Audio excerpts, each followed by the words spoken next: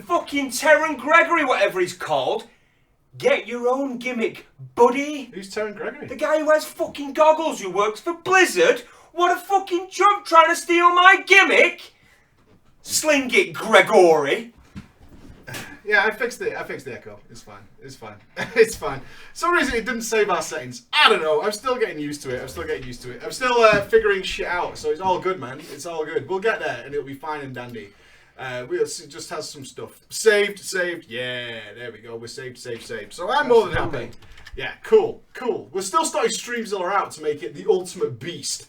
But it hasn't undergone like months and months of testing like our stream has with little fucking fixes and twitches and all that kind of dog shit there. But we're good, we're golden. How are you guys? You fucking awesome? Are you awesome? Fucking awesome all now. The time. Had a week long sort of horrible fucking time, which is fixed now, which was a hell of a fucking bastard. Delay now. Fuck off, man. You're gonna get it. It's gonna happen. Ultra low tech, you mean? Spoken like a true person. It's like my seduction, mate. You can fight it all you want, but it's gonna happen.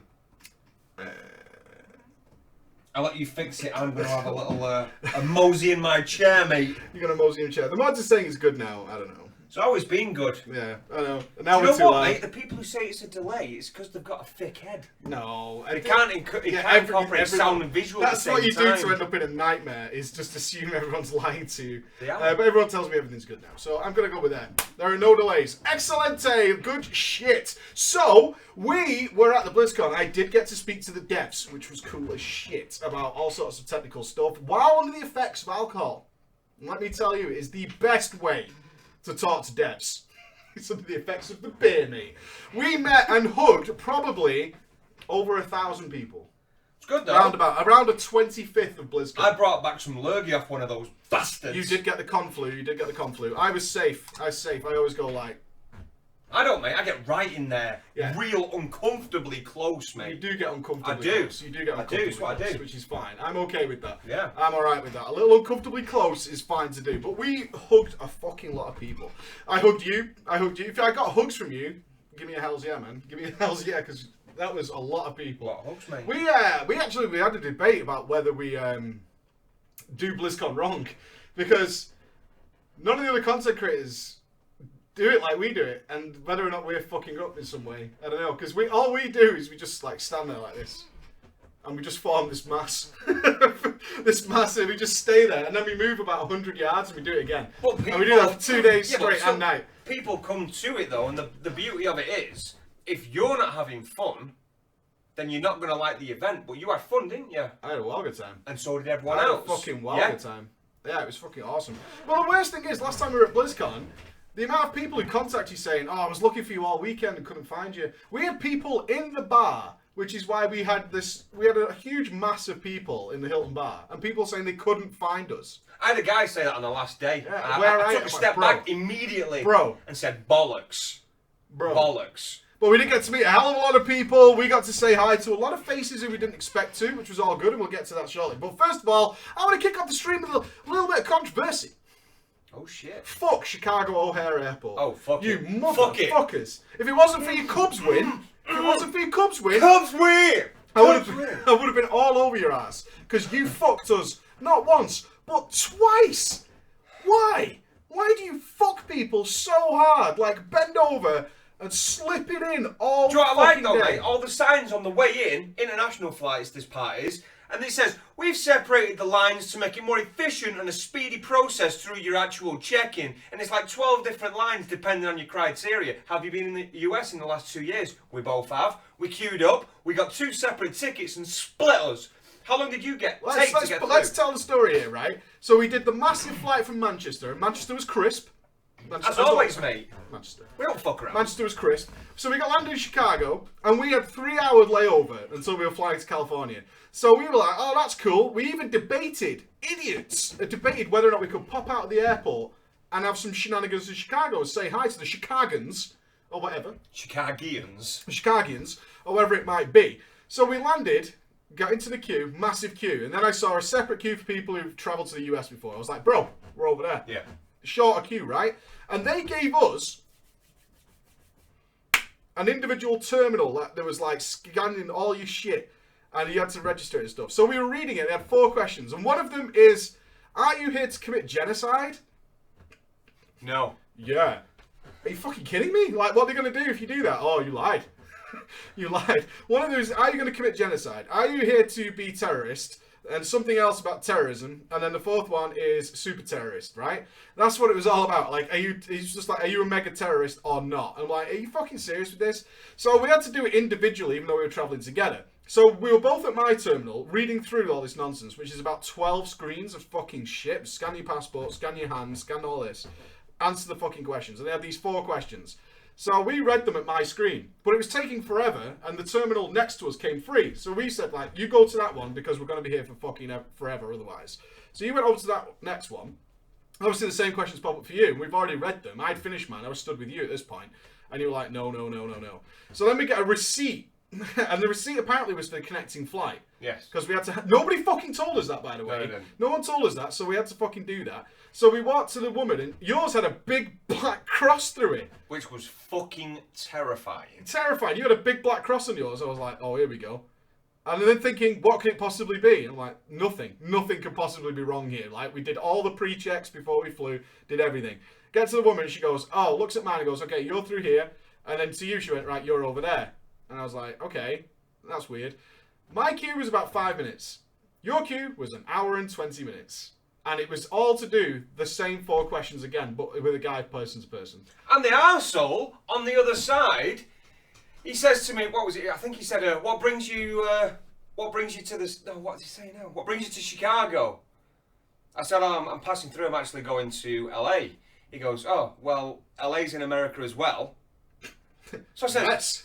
You asked me what brings me to Chicago, not what brings me to the States. Yes. So he just stamps me back like, you idiot! You don't fucking... I hate this thing. I've just queued up for fucking 90 minutes to be met by some twat who was wrong and has the audacity to give me shit and then go through. It was the worst, because I had to go into the fucking baggage claim. I got our bag, and then I just could had to see you stand... through the glass. I just had to stand there for like an hour and a half, like staring at Andy go like this all the way through it. And I was getting so angry. And then, this is what's different, right? And this is what it explains to you. Like, usually when you travel, if you're on a connecting flight, which means you fly into somewhere and then you get on another plane, is they sort your baggage out. They put it in like a separate area in one plane, and they get out and go, right, this guy's carrying on to California or whatever, let's go and put that on that flight. But in Chicago, they're like, fuck you. Go and get it. Go and get your bag, self. and then leave the airport. Then check back in again. I was like, are you fucking joking me? We've already been through this to get into the country. Yeah. What the fuck is wrong with you people? And they were like, no. So we actually were like, where do we go? And they're like, yo, follow this, follow that, follow that. We had to show them a receipt for connecting flight. And then we went. We had to give our bag to someone else who was going to sort it out. And then we ended up outside. And we were like, we're outside the fucking airport now. What the fuck is going on? So then we had to come back in. And they were like, yeah, you got to go through all that again. I was like, oh, dude, bro, really? So although we had a 3-hour fucking layover, we had 20 minutes in Chicago before we could do anything. So what we did find, though, in that 20 minutes was we beat CC's Pizza. Oh, yeah. We found the best pizza in the United States of America. Chicago's got some good pie, mate. Some good pie. We wanted some Chicago deep dish. We did. Chicago style. And we rocked a Giorgio's. Top shelf. Isn't it a Reggio? Reggio's. That was it. Reggio's forever. Reggio's forever. Turkey, fucking sausage, meatballs, or whatever the fuck it was. Reggio's all goddamn day. Yeah? Reggio's all goddamn day. So then we finally... So then we rocked over to... LA. And of course, we were planning to meet everybody at Tony Roma's. Yes. The Roma's. And it was only after we'd like landed and turned our phones back on that everyone was tweeting us to say, Tony Roma's is closed now. I was like, oh shit, because we didn't get there till gone 10 p.m. Got to point out, at this point we've been traveling for a long time, like a full day. It's pretty much like it was about 2 a.m. our time when we landed, something like that. Yeah. It was, no, it's 8 hours. I don't know. It was like the next day. 7 hours at that point, and it was 10 p.m. local time, so 7 hours in front. Like 5 a.m. it would have been. Yeah, it was like 5 a.m. our time. So we got there and we're like, shit. We had 2 choices because everyone was texting us saying, come down to the Hilton, or go to bed. So we made the decision we'll go to the Hilton. We'll just go and say hi, because we've had all these people waiting at Tony Roma's, and we're not there. Then we'll rock down to the Hilton, which was crisp. It was fucking well awesome. good. It was well good. So we got absolutely bladdered on the first night there. And then woke up 4 hours later, because at 7 o'clock in the morning. Savvy. Yeah, we went to bed about 3. Woke up 4 hours later and was absolutely fine. Straight to the IHOP. That's what I mean, mate. Fuck yeah, but I don't get. I mean, obviously you're going to feel some minor effects. This whole jet lag thing. Because that was a long fucking trip, right? Yeah. And the fact that we had 4 hours sleep. I mean, I don't know about you. When I woke up, it was local time. It was 6 a.m. when I woke up. And I was just like, fuck it, I'll stick Netflix on for a bit. And then about half an hour later, you woke up. We just sat there, chilled out for a bit, both had a fucking bath together. Then we went to fucking IHOP. Rocking the IHOP all fucking day. All day. And having my peachy pancakes, mate. Peachy pancakes, mate. Peachy yeah, pancakes. you did. I tell you what was rough, though, is that I felt a little bit rough from the beer. Because, as many people pointed out, I was pretty sloshed. There was 2 people who were like, who knew us at 7 o'clock in the morning in IHOP. And we walked in and they both stood up and they were like, Preacher, Ghost. And I was like, dudes, it's way too early. Yeah. It's way too early. I'm just going to get a table. I'm going to order myself an OJ. Then I'll be back. All right? As I said, it's 7 o'clock in the morning. But jet lag. We actually saw an advert with a doctor. Oh my God, yes. In America. That because the clocks were changing by 1 hour, they were seriously concerned about serious effects on your health. That 1 hour. It really fucks with your energy and your karma. You're gonna find yourself a little bit tired early. You're gonna really have a strange energy and an aura all day. I was like, are you fucking kidding me? An hour? An hour? That would never work in the UK ever. There would never be that thing on TV. But yeah, apparently, it was like this guy who was like, your chakras might be out. And I was like, you want to see a Manchester advert, mate? You want to see a Manchester advert? Some guy who's a doctor, probably with a pint of Guinness, mate, will stand there and say, look, clocks are going forward, you're going to lose an hour. Don't be a puss! And just get out there. At the mic. Can't help it, mate. I get fucking emotional, you know? I know. That's the difference with having the NHS. It's like, don't fucking come here with your shitty problems. Where in the US, it's like, come on in.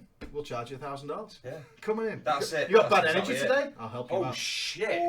Yeah, that's $1,000. That's $1,000. Where in the UK, it's like, what's wrong with you? Don't be such a pussy. Oh, you've got flu. You've got fuck off. Get the fuck out. So we finally attended Blizzcon, and we did it correctly this time because we didn't rock up till just an hour before the opening ceremony. Rocked down to registration. Yes, we did. Got our tabs, which I realised as I was walking to the registration thing, I didn't have any proof that we were getting BlizzCon passes. Like, they hadn't sent us any. I've been talking to Blizzard, but they hadn't sent us, like, an email, like, this is the thing you need to hand in, this is the thing you need to fucking do. So we walked down to registration, which was a huge walk, because they put the merch centre down there now, the merchandise. So you had to walk past all the merchandise to get there. And I was like, shit, I have nothing to say, anything. But we did have ID on us, so we got there and was like, it's Mike, we're under Preach Gaming, and Andy. And she looked at us and she went, that's fine, yeah, I know. And I was like, oh, fucking well. I'll tell you what though, mate, we don't get no fucking virtual goodies with press passes. We don't get our in-game goodies. And we can't use that blink system either. No, couldn't get your merch on the speedy dial, which was a bit of a pisser. But then we went up to the opening ceremony and got fucked, because I assumed that if you've got a media pass, that there was enough seats for everybody who got a media pass. Not true. No. Not true. Not. Did spot a hotted though at the edge. Gave him a massive cuddle as soon as I walked in. He was my first cuddle at BlizzCon. He was. Yeah, it was my first cuddle. It was big hotted. So sat in the corner. He was like, yeah, got a seat. So we wandered around the opening ceremony, which holds like everybody, and couldn't find a seat. So we said we'll stand at the back because it's the opening ceremony, whatever, right? And who did you walk into? Reinhardt. Reinhardt was stood right next to us. You heard his voice and grabbed him straight away. And he was so cool about it. The thing is, he, like, I can't even explain how fucking nice he is. And for the I know his name and it's fucking just flown straight over my head. But yeah, I saw the Reindheart suit and I thought, that's mint. And then the guy who stood right next to it was the guy who does the Reindheart voice. And I recognise him. And then as I saw him, someone recognised him before me. He's like, and they said to him, can I get a video? And I thought, shit, I've just missed my opportunity. So when they did this, I said, please, can I have a short video? And he's like, yeah, fuck it, of course you can, of course you can. They're like, you know, is your camera set up? Are you ready to go? Should we do it? And he fucking did it. And then as soon as he started, he shouted hammer down. And everyone that was in the area just literally shouted hammer down. And everyone just went. He was It so was good. well good. That guy's a fucking hero. There he is, Darren DePaul. That's Darren it. DePaul, Nice. I have no doubt his voice Yeah. was wrecked by the end of the day. Oh, 'Cause he just absolutely. stood, after that, he was just mobbed by Yeah. people. We were so lucky Well, to all clock him weekend straight and away. like on over like the 3 days, like in the videos and the highlights and other things that I've seen of him, he was fucking on form from start to finish. He That was guy, loving it. He was that guy's fucking profile loving it. ramped up because of how fucking cool he was. Yeah, he was fucking loving it. So we couldn't get a seat in the opening ceremony, but we've been there before. Experience came into play. Did. And we were like, fuck this. Let's go somewhere else. Because they play it all around the BlizzCon area. They play it all out on all the screens and stuff. So we thought, fuck this. And we ended up in a well cool area near the Hearthstone area that had our own row. The auction, it was the Blizzard auction area. They had a fucking huge screen. And as it started, there weren't that many people there, and we thought, man, we'll just sit down here. It did start to fill up a little bit. We had a fucking quality view. We weren't asked about seeing him on stage. We just wanted the info really. and the spectacle, didn't we? What do you guys think that he wasn't there? The Mets wasn't there. The Mets, Because that was all we were getting asked before the opening ceremony from people we were talking to. He's like, do you think he's going to be here? And my honest answer was, yeah, he's going to say hello. He's got to be, yeah. He's going to say hello, but fucking Mets was not there. The He Morheim was carried not. it. Yeah, he did. He did. The whole Morheim carried it. I was a little surprised to see the no Mets there. I've got to be honest with it being the 10-year BlizzCon anniversary. I know that he's left and he's got his statue in the fucking courtyard or whatever. But I thought that would have been a perfect swan song, like. Yeah, I thought so. That would have been I'm on the outside now. Just want to say thank you for everything. Thanks for being at the 10-year thing. Peace out, bitches. Yeah, And the then timing that was really it. strange, like just before BlizzCon. Yeah. Yeah, we know he left. Why are you spamming that cat? That's why What we a were surprised he wasn't there. fucking idiot. That's why we were surprised. We know he left. But the big thing was when he said he's coming back for various things. So we thought maybe he's going to come and say something at BlizzCon or anything. But no, not there at all, which was fine. So after that, it was let's start our BlizzCon day, which was just insane. It was Absolutely. really well done, though. We Do you know never what it saw was? more than a quarter of BlizzCon on the first day. Absolutely. We never got really All of past them the was off the first cuff. couple of statues. That was it, But and it was that- awesome. It was so good. I was so appreciative to you guys who were like, because I made the video before we left, like we have nothing organised. Please just stop us and say hi, and that works. But I think what tended to happen is one person took up like the I'm gonna say hello because it was all over BlizzCon. Took up to say hello, and then from there. It was constant. It was non-stop for hours. I mean, and to give you context, on the second day, we were doing that in the lobby area. We were like just meeting and greeting people, and we were with the Start Boys, and they were like, "We're gonna go upstairs and have a smoke and that," because there's like a balcony on the 3rd floor where you can see over the top of BlizzCon, the outside area. So we're gonna go and have a smoke up there, and I was like, "Oh, cool. We'll come up and meet you afterwards." And so I was downstairs for an hour. Then I managed to get on the escalator and go up to the 3rd floor. Walked out on the balcony, which had already amassed people. Because you'd gone up before me, and already amassed people who were there for you, and then I turned up. And in fact, you were signing something for a girl, and she hadn't realised I'd come upstairs. Yeah. And she was saying like, "When's Mike coming? When's Mike coming?" So I stood right over her shoulder like that for ages, and she never noticed. And I went, "What are you doing?" And she was all freaked out. It was fucking well good. Yeah. But we were up there then for 2 hours, and then I need a drink. I need a fucking drink, but non-stop talking and like shaking hands and stuff and hugging people for the last 2 hours. So I said, I really, really need a drink. I'm just going to go and grab a drink because the Hearthstone Tavern was nearby. It took me an hour to get from the balcony to the Hearthstone Tavern, which was, it's about 30 feet. And couldn't make it, just couldn't get inside. No way, no how, could not get there. So after an hour, I just gave the fuck up and just came back. And I was like, and you were looking at me like, where's the drink? And I'm like, dude, I can't even get one. It's not happening. It's not fucking going down, which was so cool. Got a that's fucking what it was. big gulp so on the way back, mate. We were good once we passed the 7-Eleven. So if you've never been to BlizzCon, there's like a quarter-mile walk. It's about a quarter mile. It's not very long, is it? And that's where the 7-Eleven and the Walmart is. And once you pass there, you kind of get past all the BlizzCon guys. So past there, it went really quiet. But walking to there, like, stops in the street constantly. It was an amazing experience. We got to meet so many people. And we just kept broadcasting where we were.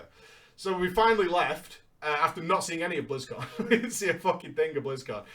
We finally left and went back to the hotel to bath up, get swag, and then head to the Roamers. We did. And then we said, right, we're going to be in the Roamers about 7:30, mate, about 8 o'clock, something like that.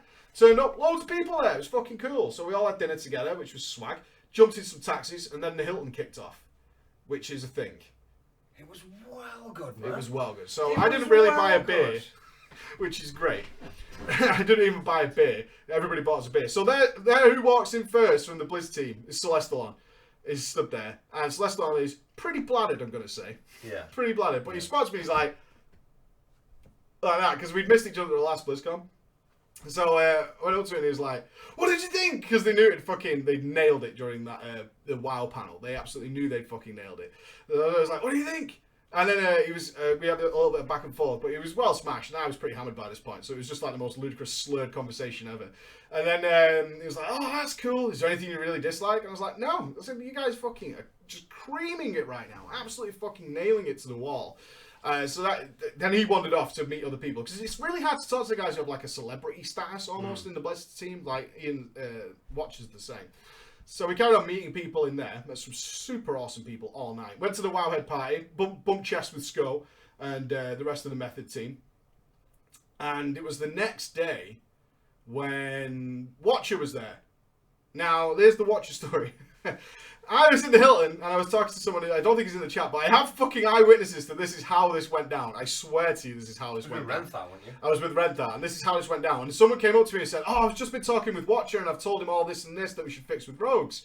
And I was like, "Oh, is he here?" Because I hadn't seen him the day before, and he was like, "Yeah, he's in the lobby now." And I was like, "Oh, awesome! I'm gonna go say hi."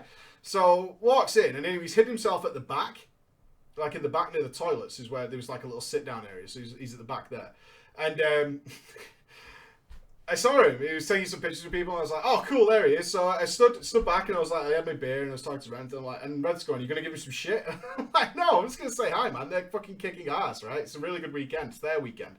And this is what happened. He looked at me like this, and then carried on taking his picture. So he had his hands around people, and then he went. I was like, "Whoa, what was that?" What the fuck was that? So I was like, "That's weird." Anyway, I was still like really happy. But he obviously had seen me. And then I never presume that anybody knows who I am or anything like that. So he finished his pictures, instantly 180'd and power walked the fuck away from me. Like instantly, like straight away from me. I was like, "What the fuck? This is weird." So, but then I thought, "Fuck that." So I was like, "Fuck Joe," going, "Ian! Ian!" He's walking away from me like fast as fuck. He was going really fast. But he didn't get more than 10 steps. And he stopped, and I could almost see, like, the shoulders drop, like... And then he turned around, and I was like, I'm Mike, and no one online is like, "Preaching," and he went, this is exactly how this went down. I swear to God, I've got witnesses. He went, "I know." Right, I was like...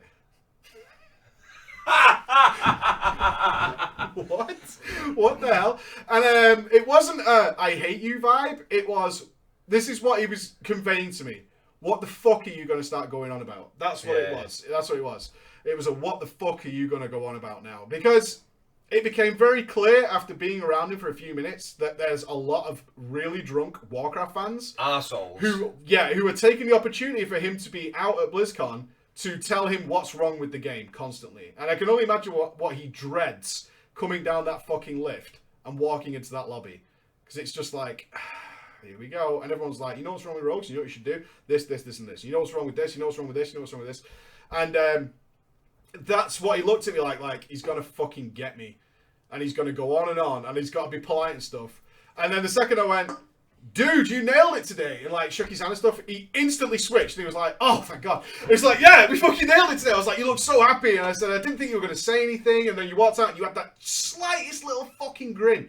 And I thought, he's going to start dropping some fucking bombs. Because he came out, like, really happy onto the stage. And he was like, "Here we go." And then he kept calling, like, I said, all the smugs he had when he kept going, "And that's just our mini patch." You know what I mean? And he's going on and on and on and on about, "And this is just that, we're going to call this a small patch," and stuff like that. I was like, "You fucking..."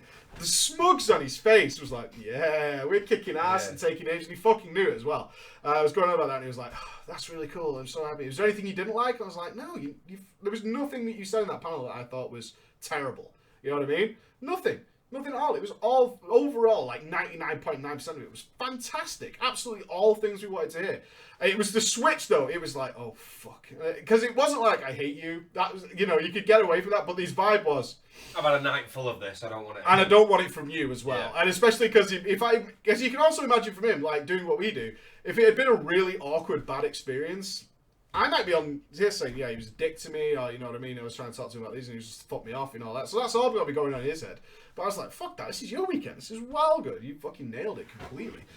So it was really good. Well, but that 0.1% was just the AP stuff, like, you know. But I understand it, so it's not a problem. It's not something to moan about at all. Nothing like that at all.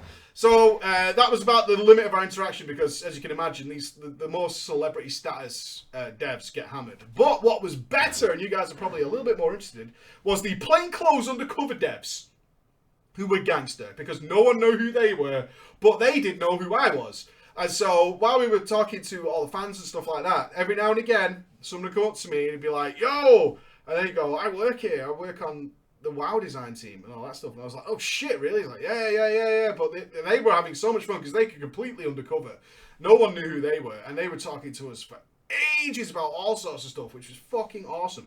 Really praised us and you guys, actually. Saying, like, they hate it. And they hate it when we make a video and they're like, fuck, that was a really good idea. They said that happens a lot, and I was like, that's awesome. And he's like, yeah, and sometimes we implement things because we see it occasionally. We'll make a video and then it appears in the game, and the devs are like, yeah, we totally watch your videos and stuff. We don't agree with everything you say, obviously. I was like, no shit, I don't design games. You know what I mean? It's always hard to do that balanced. And we had massive conversations with those, talking about world quests. He was explaining to me about the Isle of Keldanas stuff that's coming. Talking about Karazhan, talking about like trying to get people back into Mythic and rebuilding the community, but also setting that really nice time point where they're like, yeah, it's been long enough, let's fucking break it up now, and if you don't want to do Mythics and you don't want to play with other people regularly, or you can't, then we're going to give you the split into doing all that kind of stuff. The only thing we didn't talk about extensively, out of choice, was the Legendary system, because it just came across constantly like, don't ask us about it. We know it's fucked up. There's nothing we can really do about it. Yeah. That's how it came across to us. We know every time the legendaries came up, we know it's fucked up, but there's nothing we can really do about it. So they just skipped over it. Essentially, we skipped over it. That was. They made you aware that they knew about it. By the way they were answering questions about legendaries was pretty much leave it alone. Leave it alone. They're not going to fix it. There's nothing to do. They can't. What fixes can they do? They can either make them all pretty shit, which they can't do because otherwise it wouldn't work. They can't take them away, and they can't just give you all of them. They're kind of fucked with it. That's it. And over time, it'll work itself out. That's what we got. Look, yeah, it's not the best system. We know it's fucked. We can't do much about it at this point. You're gonna have to live with it. It was a mistake. I'm sure, like he did with WoD, like he did on this stage with Wards of Draenor about the pruning, it was like, we made a mistake, you know, and that happens. But if it's the worst mistake they make, I'm over it. I'm over the legendary thing. I'm really over the legendary thing. No, I'm not. Do you know what made it worse? Let me tell you, mate. Let me tell you. Like, I got here an hour before and I did my dailies on my Paladin. I went to hand in the box. There was a random demon hunter who handed it in right next to me. He's like, lol, fucking mint, check it. And he got the fucking Demon Hunter ring. And I sat there with my Paladin just like, fucking hate you. I still don't have one. Well, Panzer hasn't got one either. She was doing the Q&A panel. Anyway, a little final story before we get into the more interesting stuff with the WoW devs that we talked about is, on the way back, we got fucked by Chicago O'Hare again. For the weirdest reason I've ever heard of a flight having problems. It was too heavy. I've never heard of that in my entire life. The flight was too fucking heavy. So we only had 45 minutes layover in Chicago on the way back. Should have been. Should have been.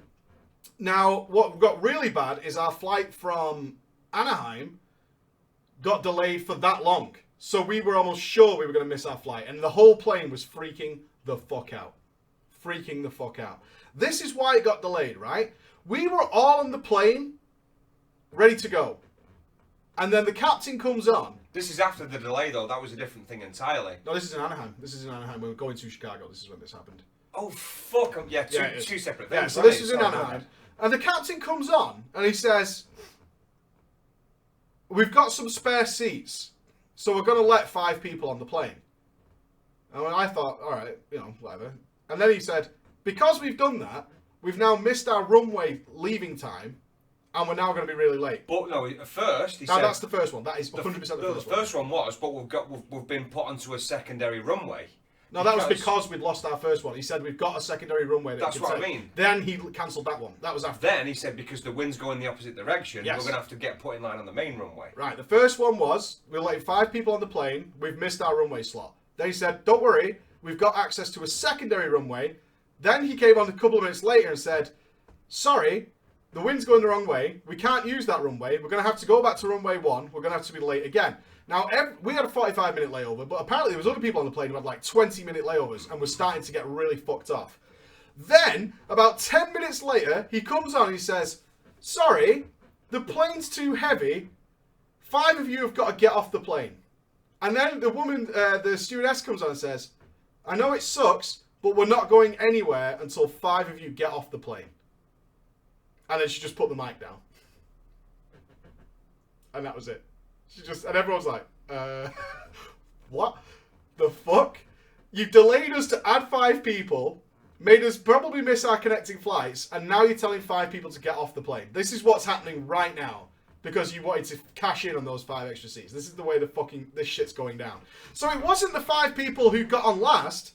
It was any 5 people. They didn't say, oh, the 5 people we've let on, really sorry, we tried to get you in, we can't. No, it wasn't that. It was just 5 people, just get off the fucking plane.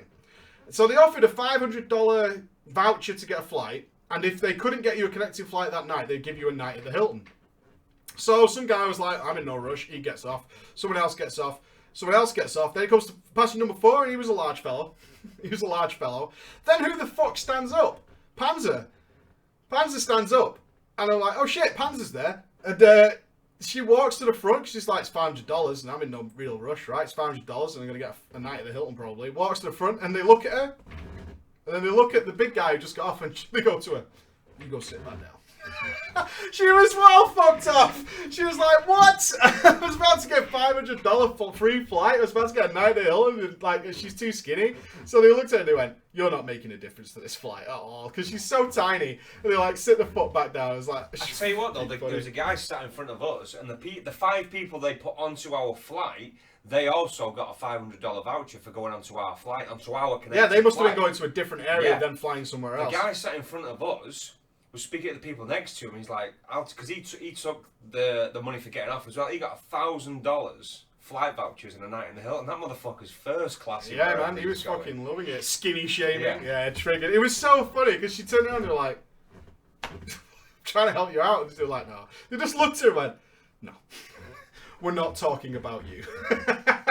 That is the way it went now. But we couldn't take off because the plane was too fucking heavy, which is well crazy. Hate it. But the thing is, though, this is more not O'Hare or Anaheim, but American Airways.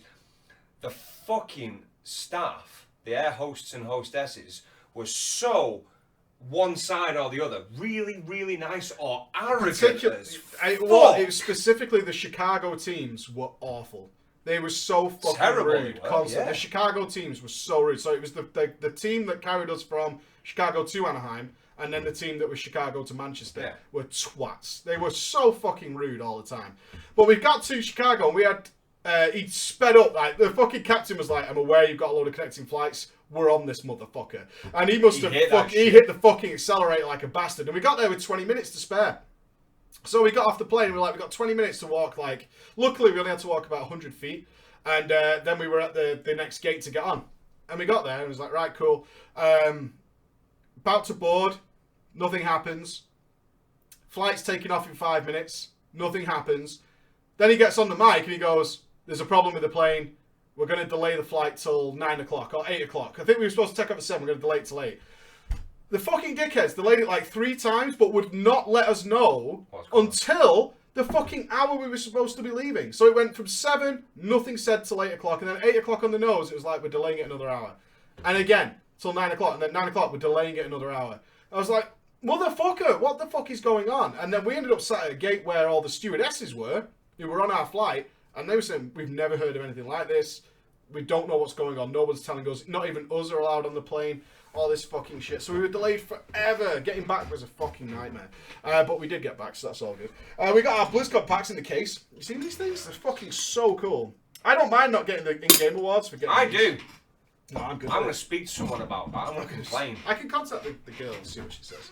I can contact the girl. Right, We did get to watch the Overwatch final, which was fucking wild. Mate, I tell you what, even though it was a shit match. A fucking steamroller. Did you guys watch the Overwatch match? There's no fucking stopping career. Like, there was all the prelims, all the semis and quarters, up to the final. There was fucking no stopping career. It was so sad to watch the second best team in the world being spawn camped. Yeah. Like, spawn camped so fucking hard. It was unbelievable to watch that. And the faces on those guys, because we actually were sat together, we were with a couple of people. And I was sat with Reindheart, actually. And I was sat with Reindheart, and he's just going, I wonder what their faces look like. As the camera cut to the faces, and they were just like... The South Koreans were pissing themselves laughing. Yeah. They were having a fucking ball. But there were some things in those matches that, like, at that level of play, that you think, holy shit, this is why I don't try. It was fucking crazy. If only they'd have had Killer 99 or Crusher 99. Crushing Push 99, mate. Crusher 99. Look at the YouTube comments ripping you down. Oh, Crushing Push. And now I'm going to come back and become the world's best Overwatch player. And then pow, your career's on its ass. Yeah, YouTube's fucking you over, man. You've been dicked, mate. You've been dicked. Crusher 99. Benched. It was fucking crazy. I understood completely what he was telling us about the Overwatch League, right? It sounded really interesting, and then they played that advert. I was like, what? What was that advert? I don't understand that. That was fucking absolutely nuts. That advert was so fucking crazy. It made no sense to me at all. What he said was, we're going to have, like, National League, we're going to run it properly, we're going to have a load of money involved, and, you know, we'll have tournaments to decide. He explained all that. I was like, that's cool. And then they showed this Crusher 99 thing. I was like... I'm so lost now. I have no idea what I get, but the way they did it was completely wrong, is the fact that they're showing you all this, you're going to get a paycheck. Basically, you're a fucking athlete. You're an e-athlete. Yeah, they're going to run it like that, yeah. But, like, the message they were trying to convey is, look, it's not all going to be fucking glitz and glamour and shit like that. There's going to be times where you're on your ass. But what they did was, they hyped it up, they showed the arena, they showed the flashing cameras, the lights, the t-shirt, the merch, the bitches, and then all of a sudden it just cut to a PC just going, smash on the floor. He goes, but there's going to be some lows. It's like, Jesus fucking Christ. What a change of pace. But that, and also you're asking, did we watch anything? Literally, that was the only one we managed to get into, because other than that, we were stood talking to people. Yeah. We were stood with people who we wanted to meet. So we tried to get to the Hearthstone arena, but that shit was completely full and about 6 rows standing back, so we thought, fuck that, we went and gone south. Yeah, we tried to get to the Hearthstone one, but other than that, we had no time whatsoever to do anything. We didn't discover the Dark Moon Fair until day 2. And we walked in and we were like, oh, the Hearthstone Tavern. Until day 2. And Hearthstone Tavern was awesome. They had minstrels playing the songs from Hearthstone. They had all the fog machines in there. Yeah, they had like the smoke machines, the minstrels. You had fucking like meats and ale vendors and shit. They had their own like locked Wi-Fi. Yeah, they had a private Wi-Fi just to play Hearthstone. Exactly. Yeah, it was well good. They had iPads all over the place. They had fucking phones and stuff. What did you think of Sombra?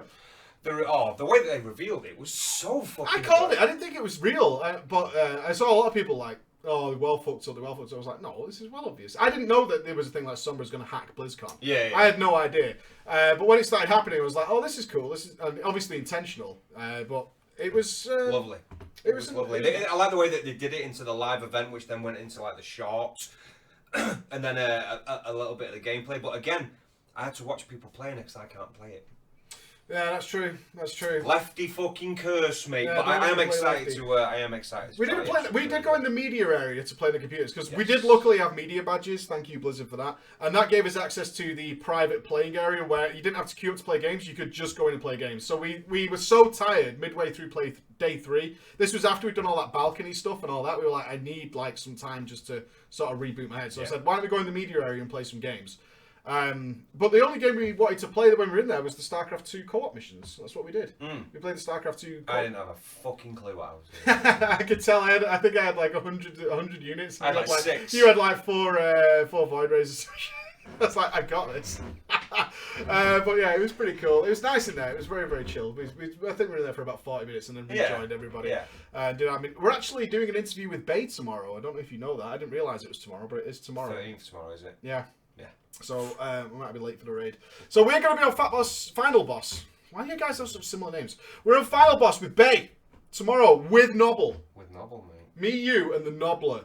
I'm not being on it. You're in it. It's not for me, mate. It's not for me, mate. It's for you. Say all you want, but you're on it and you're advertised. No, I'm not, mate. Yeah, you are. Preach gaming and Nobble, it says. Nope. Yeah, that is you. You are It's not me. It's not me. It's not. Okay. Nope. You say all those words, Nope. but you're in it. You say all those words. You can say all you want, but you're in it. Yeah. That's very cool. So we're going to be on there talking all good shit. In fact, it's really good talking with Noble. We had a talk before we went to BlizzCon because obviously he wasn't going, which we gave him loads of shit for. In fact, I tweeted him because when we were drunk, just saying you fucking quitter. I fucking replied to it. I love how many people think there's a beef. Yeah. They fucking are like, what's going on? What's happened? I'm like, nothing. Nothing's happened. You put something, and he replied, and you put something to him. And fuck you talking to him for? He's an outsider. He's outside because he didn't come. He should have been there. When we were hammered, we were like, we should be fucking doing that. Yeah. It was because it was a lot. He sent me. I can't even express. I told you guys about this. This is what Nobble sent me because I said, do you want me to ask anything while I'm there because you're not going? You know, quick questions to ask the dev. Where is it? It's on my Skype. I just want Ghosty's reaction to this. It'll be on recent, I think. There he is. Oh, that's not. Oh, I can't find him now. I'll scroll down. There we go. Look what he sent. Look at all this. TLDR, mate. He sent me an essay of shit to ask about it, and I tried asking lore questions, and the replies I was getting was like, that's very cool. That is excellent. That is excellent. So why can the paladins get power from Sunwell and Argus? Apparently. We're going to Argus! Yeah. That's the thing about it. But like, someone was saying that didn't the Blood Elves break their dependency on the Sunwell after the raid Sunwell? But these are cherry-picked questions, and maybe that shouldn't have been cherry-picked. But no, these cherry-picked fucking questions, though. Hi there, Grievous Bastard Bug from Stormheim. Now, do you think they made them do that? Because everybody had to announce themselves. Yeah, but it's the way they get into it. It's like, Argos. We're going to Argos. We're going to Argos, mate. We're going to get some nice baby monitors. Argus. I know, I said Argus. That's my accent. But yeah. I have an Argus catalogue. How would you fucking ramp it up, mate, like about your character? Preach massive cock-end Taran Mill. So what I know is... We found it, so I'm sure they were telling them, can you say where you're from? Because everybody was doing it, so they must have told them to do that. And it just came across so weird, because people were like trying to remember what realm they're on. And it's like, hi, I'm Sophie, I'm from the glorious realm of Moonguard, and I'm just going to drop some knowledge on your ass right now. They came with all these like level ups and stuff, it was really cool. Who did we meet then? So we met the devs, obviously, loads and loads of fucking devs, which was awesome. I've done a video on the more technical stuff I talked about the devs with, I'll release that tomorrow. Tally, I spotted outside, walking past. I spotted the big towel, and I was like, oh shit, there it is, let's go say hi. And he's like, this is why I say maybe we're doing it wrong. He'd been for like a 12-course meal with loads of people, I think, apparently. I was like, what? That sounds really good. So what have you done? I got a taco from the Burger Man. You did? I got like a taco from the Burger Man. Yeah, I shook hands with him. I talked about you in a minute ago. So yeah, I was like chatting with Tally. Chinglish was like nowhere to be found, man. I was texting him, and I was like, he was doing a stream for Blizz, which I'm so glad we turned down. I'm so glad we turned that down, because they had people streaming from the Darkmoon Fair, but you were up on like a mini stage and locked off from everybody, and I could see people were streaming like not stuff they really wanted to do for the most part. You know, like some people were streaming World Quest from BlizzCon. I'm like, dude, I ain't doing that. No way, no how. So we turned that down and just decided like, look, we'll just be available, and it was so much better because we didn't have a time to be somewhere, so we were just like free all day to do stuff. So we saw Hottie again on the stream stage. He seems. I mean, that's the first time I've seen him. He was nice guy. I met him like 3 times. I stopped him going to bed for ages, actually. I was Celestalon got really drunk and started chasing me and Just Wait from Method around the Hilton with a fan, with a Chinese fan. He kept blowing my bald spot. I was like, that's your special place. Like that. It's just behind me going, that's your special place. Fucker. So you should have done it. Fucker, dude. You're from Manchester, don't forget that. Nutted him! No, that was alright with it. That was alright. He was having a good time. He was having a really good time. He was just sprinting around the hill and blowing people with his fan. He was funny. Yeah, exactly. It was cool. It was cool. It was nice to see that. And he was just like, that's your special spot. I got you. It was, yeah, all the Method boys and stuff like that. Who else? Cartoons was really nice. He wants to do some stuff together. I need to get in contact with him. I'm not sure how we could mix PvP and PvE. We saw quite a few as well. There's a lovely lady who makes, like, if you've seen the streamers with, they'll have their badges on. Have you got them on your desk? I've not got her pictures. No, actually, that's a different couple. Oh, okay. She calls, I think Zoe Zazu's a Twitter. She calls Zoe fucking lovely. She was there with her husband, and she makes the like the animated characters Well, she makes the characters of the streamers, but in like an animated sort of badge add-on, and they were fucking mint. We bumped into her, and so she's going to be doing us some fucking badges, mate. Yeah, we got a load of quality merch from people who Yeah, make merch. got some fucking chicken wings the first night, mate. Whoa! You didn't get shit. I want to tell the chicken wing story because I know she's in the chat. Go for it. Let me tell you about the chicken wings. So obviously we're meeting and greeting a lot of people, right? And obviously we were supposed to go to Tony Roma's and get some food after we'd flown all the way to the US. Anyway, we couldn't go to Tony Roma's on the first night. So we said, right, we're going to dive down to the Hilton and just have some drinks. Wonderful, wonderful Lady Kimber. The beautiful, beautiful, milfy Lady Kimber. Turned up. Beautiful milfy. Oh, there she is. brought us a big box of chicken wings. But we had eaten. And we were in the bar with beer. So... Neither of us were hungry, and so she gave us like a carrier bag full of chicken wings. You went, thank you. We had them for about 3 hours.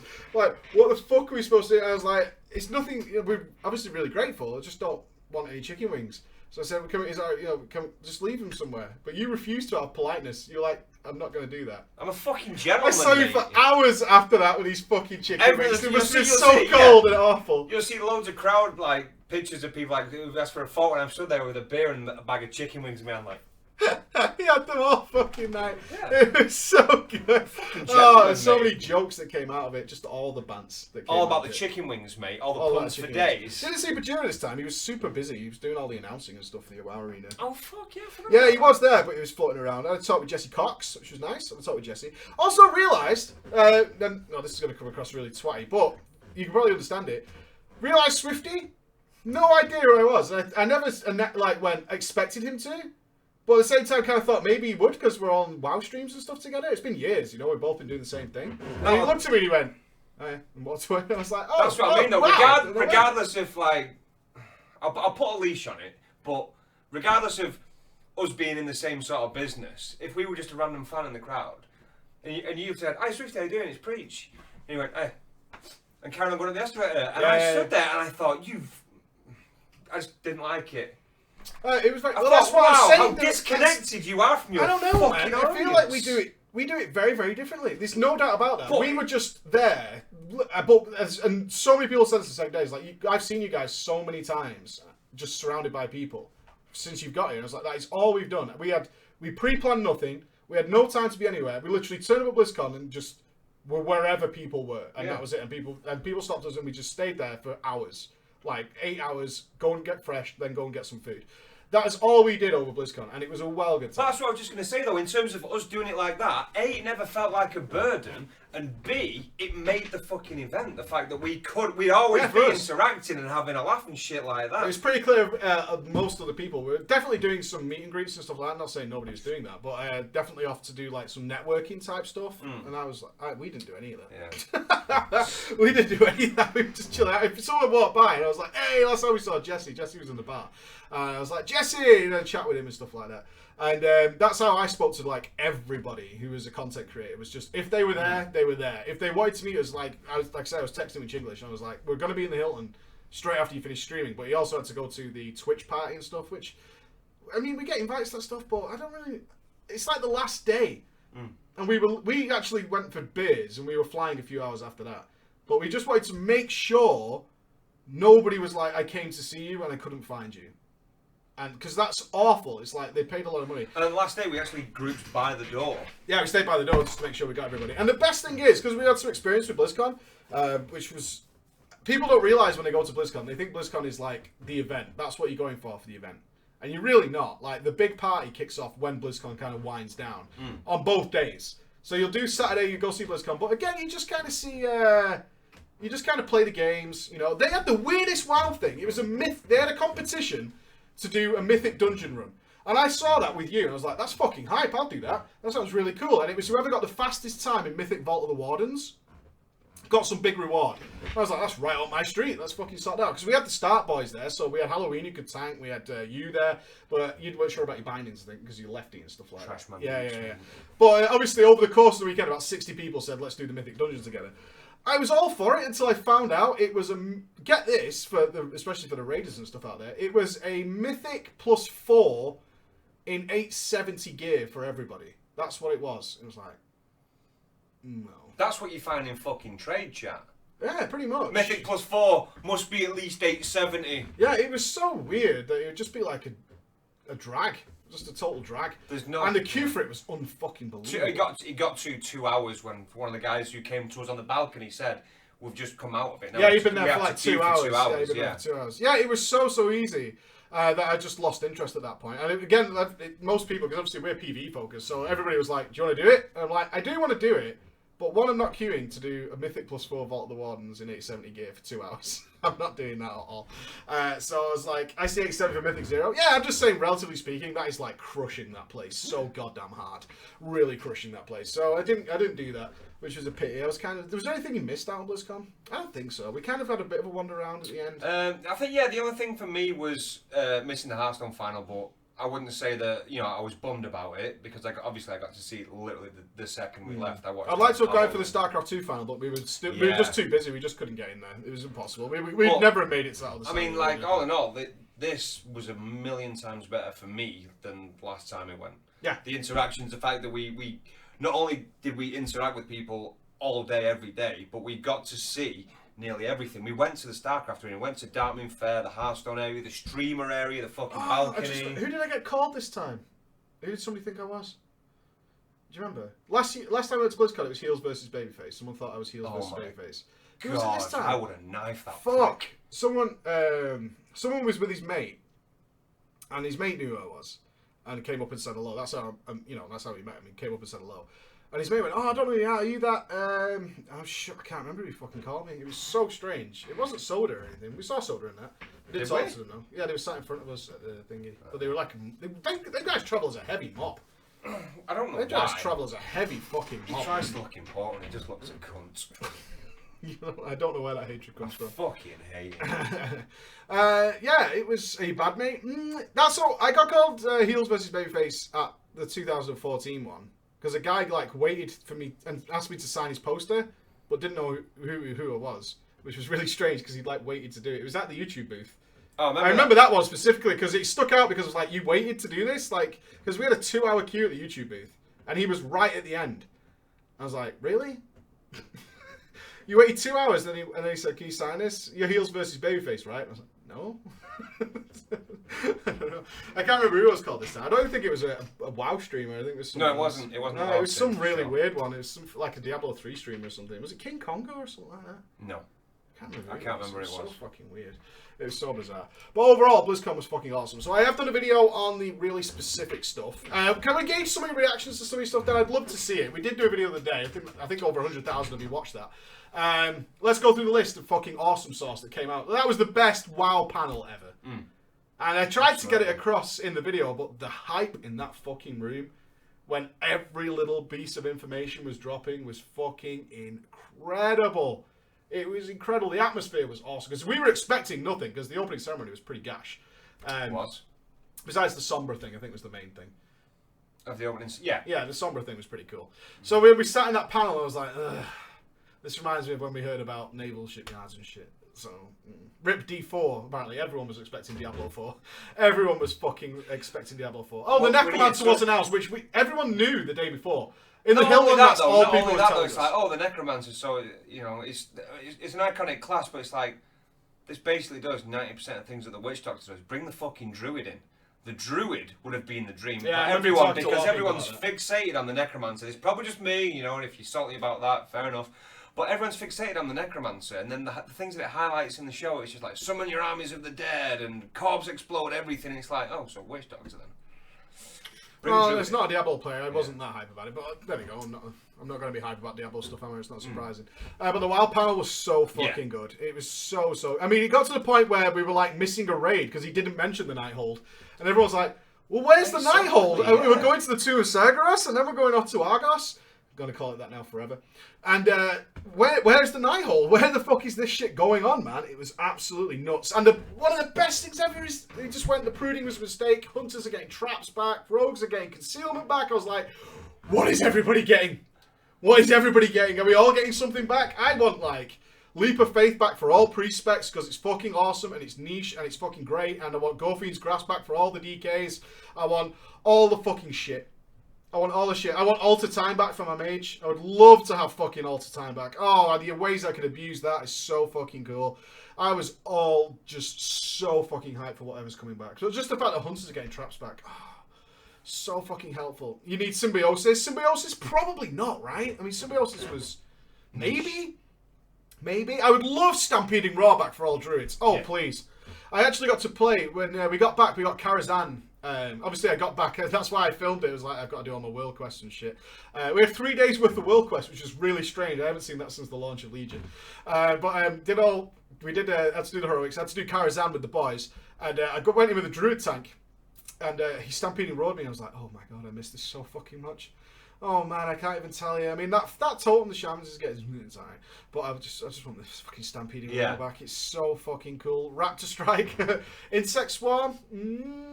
Oh, gladiator stance. Don't remember. Fell flame, yeah, fell flame. Tiny bit. It's gonna be utility stuff. That's what's coming back is utility stuff. Are they gonna make? Are they gonna make warlock fucking circle baseline again? Because it was never a fucking problem, was it? Gladiator stance? I don't think so. I fucking miss it, man. Do you? Did you play a lot of Glad stance? I played. That's the only thing. I played so much PvP, but then every time I'd always come back to my Gladiator stance warrior. Fucking loved it, mate. Yeah, it's utility stuff that's coming back. Definitely utility. Utility. Utility stuff is coming back. Thorns. The hype is real. Manatide? Tremor Tome. Oh, yes. We even had a priest re-roll in our guild because he was sick of getting feared during Surrender to Madness. And he surrendered to Madness so early now in Mythic runs. Like at the start of the fight, you can surrender to Madness on some things. And if it's got fear in it, he was like, re-rolled to Undead. Well, race changed, I should say. Race changed to Undead. What are the Shamans getting? We don't know. We found out that Hunters are getting... The only ones they confirmed were Shamans are getting... Hunters are getting the traps back, rogues. So all the Hunters will have traps. What was the other one? Rogues. I don't know. I said Rogues are getting the AoE stealth back as well. That's it. So So those were the two examples I gave, but it's not just those two things that are coming back. Yeah, Druid Affinity, I agree with you. Druid Affinity can't get bent. We're getting flying back, no surprise. We called that on the video. I was like, flying just is, there is no, this is not Walls of Draenor. And you guys know I stood by my guns in WoD saying flying is totally unnecessary in WoD. It really is. In Legion, it makes no difference at this point. The whistle is just like, it's basically a flying mount, right? So you might as well give us flying back at this point. So flying is coming back, and it's going to be the next patch. 2 thumbs fresh for that. The stuff I'm so hyped about, I know we've already talked about this, but I want to do it in a live audience, is fucking Boat Day, man. Fuck yeah. When he announced Boat Day, I think everyone went, Boat Day? I mean, you were like, way! Yeah, fuck yeah. Way! What fucking Boat Day, man. It's going to be fucking well good. I can't wait to be a Stormwind guard. I'm going to get my glasses on. I'm going to pull over. Pull over, mate. Mate, where are you going, mate? And if someone that's asks me... fucking vanilla. Do you remember that? When we were role-playing as fucking Night Elf cops, mate. We did a video of the 2 orcs. We did. We have a series that we almost launched where we were the Orgrimmar guards. Oh, shit, yeah. We did that. And we got kicked off TGN pretty quickly for that. Because it was so fucking full of swearing. Boat Day hype, no rewards, not bothering. Don't be like that. It's fun. What a cunt like stance that is. I'm sure that's a troll, but it's still, don't be like that. You got I love that. I fucking love that Aching Remembrance Day, and days when big events happen, they should have that for most things. On the boasting, like we said, some things that aren't obviously going to get out of hand, but I'd fucking love to see it. Like I said it at the event, is if you get like a couple of people on your boat, you fucking you strip down to your fucking bears. But then if the boat had little things on it, like it had like a little cannon that'd fire you into the water, or if it had, a slide. Yeah, a slide. Or if it had a barbecue that like increased your fucking chance of getting stuff cooked on it and stuff. Can you upgrade your boat? Can we cruise in a yacht and someone else is in a dinghy? Bro! And you can land a flying mount on the top of it, mate! Bro! There's a helipad. There's a helipad on my boat! And there's a big fucking... Can you imagine that though? You're cooking on the barbecue, cooking it up for some bitches in thongs. Because it's only the 1,000 needles, right? That's the, exactly. You did say that. It's only 1,000 needles. But then imagine like a big fucking drake just coming to land on your helipad and like a little gnome gets off. So boys, all I want food's on. I want disco lights. That's it, I just want disco lights. Go below deck, mate. Legendary ring, correct. That's legendary ring. Hey, the worst legendary thing I had... Well, there was when they were talking about, the class quests are coming back and everybody's get one. I was like, dude, you fucking tickling my nuts, something special here. Well, then they did mention it was like one line, and I don't know if you guys got access to it because it was the paid for thing, I think, if you're watching from home, where they started talking about we want to do things where you are a group, right? We want to do things where you are a group. And I just thought, like, instantly my imagination just went, ba-dump, and I was like, no, stop. Stop, because I wanted things like, imagine all the warriors, so you've got Prot, Fury and Arms who were battling on a beach like they did at the launch of the Broken Isles, right? And they time it in such a way that you can have like a helipad of all the priests drop in and start healing all the warriors. And scenarios that are like 3 classes wide and shit like that. Or you could be doing one as where you're falling back and the mobs are overwhelming you. It'd be really hard to balance, I know. It's like impossible to do. And then all the rogues appear. Out of stealth.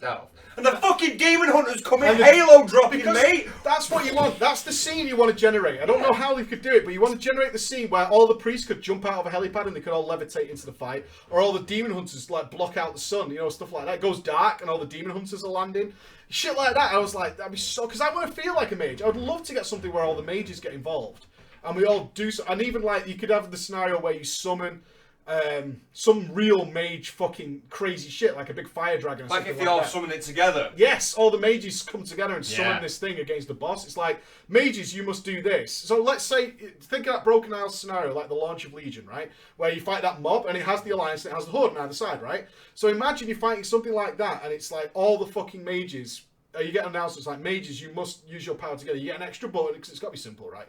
And all the mages, like, rise up or float up out the sky, and it generates this big fucking fire dragon or something like that. Oh, my imagination went from 0 to 160. Mages don't summon. Tell that to Frost with its Frost Elemental. So what I want to say is that happens. Like, I just had all this thought of like, if you could time the scenarios in such a way that you do sort of like a filler section so that both teams line up. So it doesn't really matter. It'll go on for like either 2 minutes or 5 seconds, stuff like that. You know. So then, and then suddenly the cutscene kicks in and you see the helicopter flying or whatever it is. It's just shit like that. And then all the priests land out. You just want these moments, right?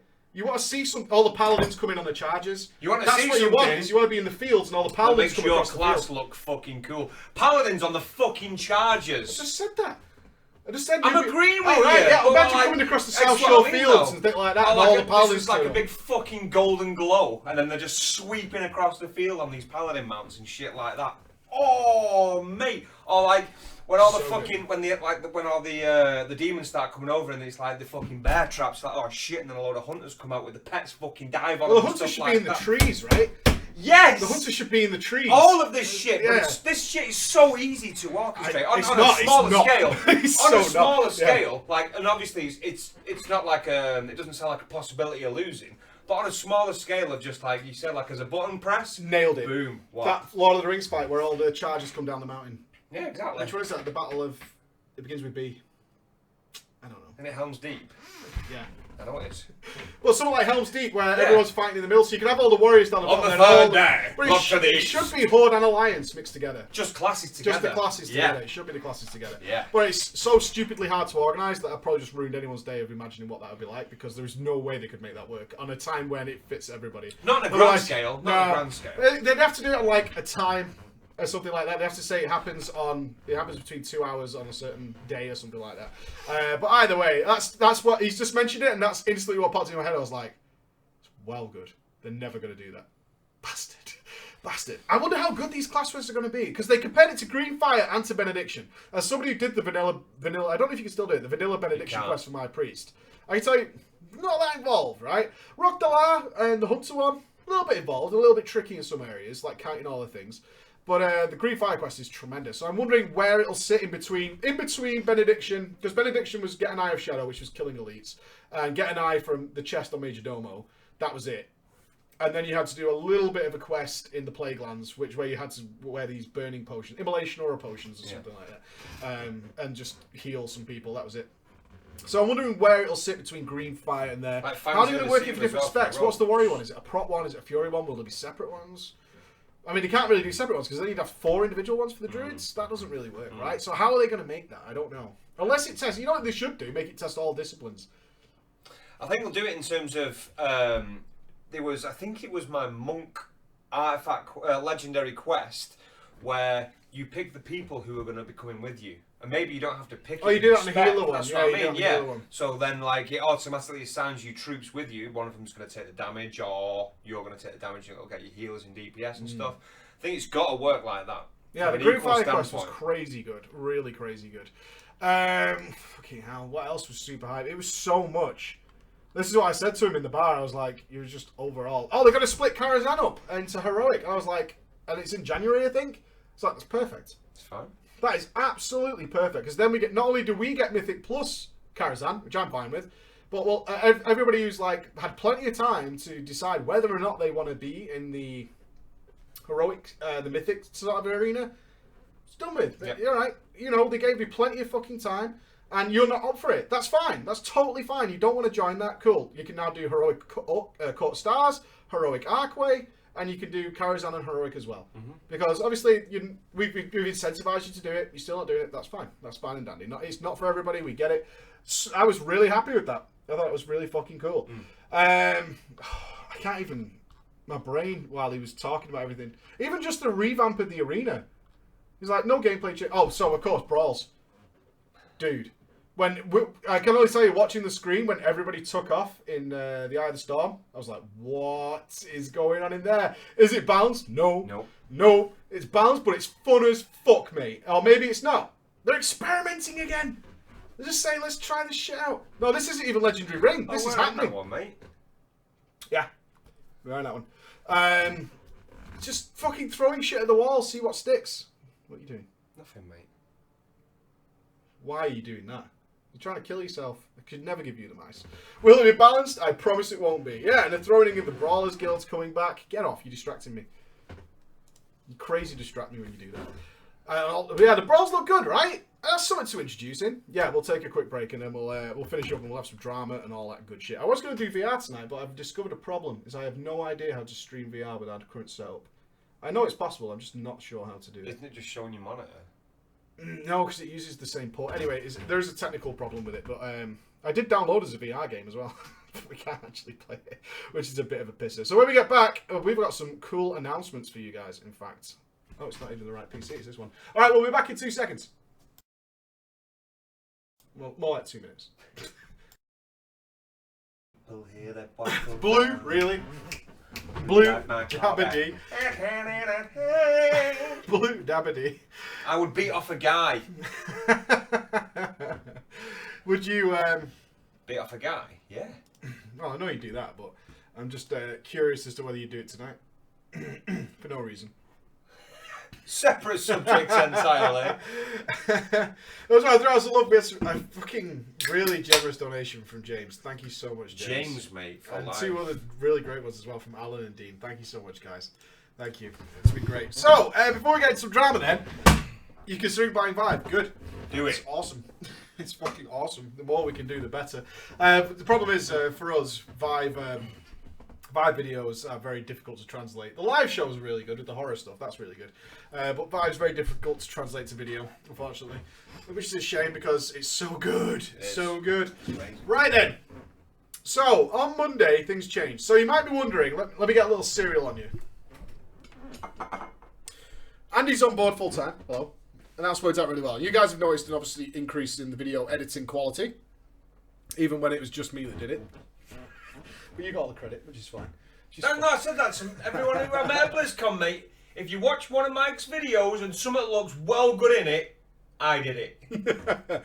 So you might be wondering, the last couple of weeks we've been doing different things. What have we been doing? Well, the Patreon bros have been stellar. And the great thing about Patreon is we get super honest answers of people who care about where we go, right? I mean, not saying that you guys don't subscribe to Patreon, but we get this sort of very niche section of the audience who are like, we give a shit and prepared to let you make mistakes and learn from it. So we've been coming up with a new show, which is something I wanted to do for a while. It does involve new games. And thanks to the Patreon bros, we changed the format drastically from our first version. And we made four episodes of it for Patreon. And sent it out there and got all the feedback and stuff like that. And we changed it pretty dramatically because we had like a very scripted start to it. We thought that was going to be better. And then everyone was like, no, we want the Bants. We want the Bants. So we tried mixing in more Bants in a still semi-scripted way. That didn't work and we moved it to this. The intro was too long. We want the music to change. We did lots of these things like this. We don't like this bit. We don't like that bit. We like that bit. We like that bit. So from there, we're happy with where we are now. The 4th one we put out, everyone was like, that's fucking cool. That's what we want to see. So, that starts on Monday. So how does this work and does it affect anything else? Okay, this is how our schedule is going to be. It's going to be super busy, but we're going to get there. Every day, weekday, Monday to Friday, we are streaming. One of us is streaming, okay? So from 8:30 a.m. for about 4 or 5 hours, we will be streaming. That stream will encompass some Warcraft, but is generally going to be totally different games every single day, unless it's a major AAA game. So, for example, I'm streaming tomorrow, and I'm also probably streaming Tuesday, Wednesday, because it's Watch Dogs 2. So Watch Dogs 2 launches, so I'm going to be doing that. And from there, we have set up a system. So, you know, we put a video out last week, which was Welcome to Streamzilla. That arrived 2 hours after we got back from Blizzcon. Yes, literally. Literally, as we walked through the door, Streamzilla arrived. And I started building it. So we built this streaming PC. That's for twofold. One, it handles all the streaming for both our PCs. We can now stream for both our PCs for co-op stuff. So you'll get like both point of views. The guys helped us out with the streaming and stuff like that and setting it up. We're almost there. You can see there's some minor niggly issues, but we'll fix them. That also saves everything. And also, we can fraps while we do that because our PCs aren't handling that stuff, which means we can then play through the stream. One of us plays through the stream, or both of us if it's co-op. And then in the afternoon, we've got a system and a format that we've set up, which actually gets a video out that day. A good video, an edited proper video. And it's not a Let's Play or anything like that. It's a proper fucking video. It's like a first impressions type thing, really. Yeah, exactly. It's very much like that. It's very much like that, which is what we wanted to do, but it's mixed in with our banter and stuff like that, because there's a million places you can go for that kind of content, so how did we distinguish it to be equally our own? And that's how we came up with it, was just basically abusing what hopefully most of you enjoy, which is just us in general. So we're going to be doing that. That should come out you should be getting them every day. Now you're going to say, well, what about the WoW stuff? That's still exclusively me, because the way this works is one of us will be streaming, and that also leaves the other person free to work on whatever they need to do, which is going to be primarily legacies, and for me, WoW content. And Andy, it's going to be like graphic stuff. So going forward from Monday, you will have a video from us, or two, at 6 p.m. UK time every single day. Every single day. So it should look something like this. This is the plan every single day. Is at 6 p.m. you'll probably get a WoW video and one of the new series, which I hope you guys just check out and see if you like and help us improve it going forward, because it's something we really need to do. We've gone to the top of the WoW YouTube several times, and there's only one way you go from that. You just fall down, right? And that's happened to us as well. We've been at the top, we've stayed at the top, then we go down a bit, and then we go back up a bit, and then we go back to the top. And it's just like, that's not going to improve our business long term. We've got to move into different areas in World of Warcraft. It has to happen, so it's going to happen. So at 6 p.m. every day, you'll get a new video. So Monday to Friday, that'll be WoW videos and the new series, essentially, right? On a Saturday, the Drama Time uploads. So like today, it went out at 6 o'clock. So Saturday, you get Drama Time. And then on the Sunday, you will either get the web show or a legacy video. That's right. Every 2 weeks, there will be a legacy video. That is what we're going to be targeting over the next month or so, is hitting that timetable. That gives us 2 weeks to make a legacy video. Right? 2 weeks to make a legacy video, with the other person not definitely going to be doing that. Rip, are we off? Are we back? Saved? Okay, did everybody hear that? Are we good? We're golden, I think? Yeah? We're good. Yeah, so that's what's going to be happening, that's what we're doing. Yeah, we worked, the biggest thing about bringing Andy on is obviously it was very difficult for me to organise schedules for two people. And making sure, and Andy's now at the stage where he has the understanding of everything that we do, so when I don't need to be telling Andy what to get on with. Right, I don't need to do that. So for those who had some sort of weird crash there, this is what's going to be happening. So, Monday to Friday, WoW video, new series, generally speaking. It might be one, it might be the other, but you will have a video at 6 p.m. every single day. That's our main goal, and we said that in the meeting we had, is a video every single fucking day, right? So we've got two prepared already, which, because we're behind the times in a couple, so we know we've already got Battlefield 1 and Gears of War 4 coming out next week.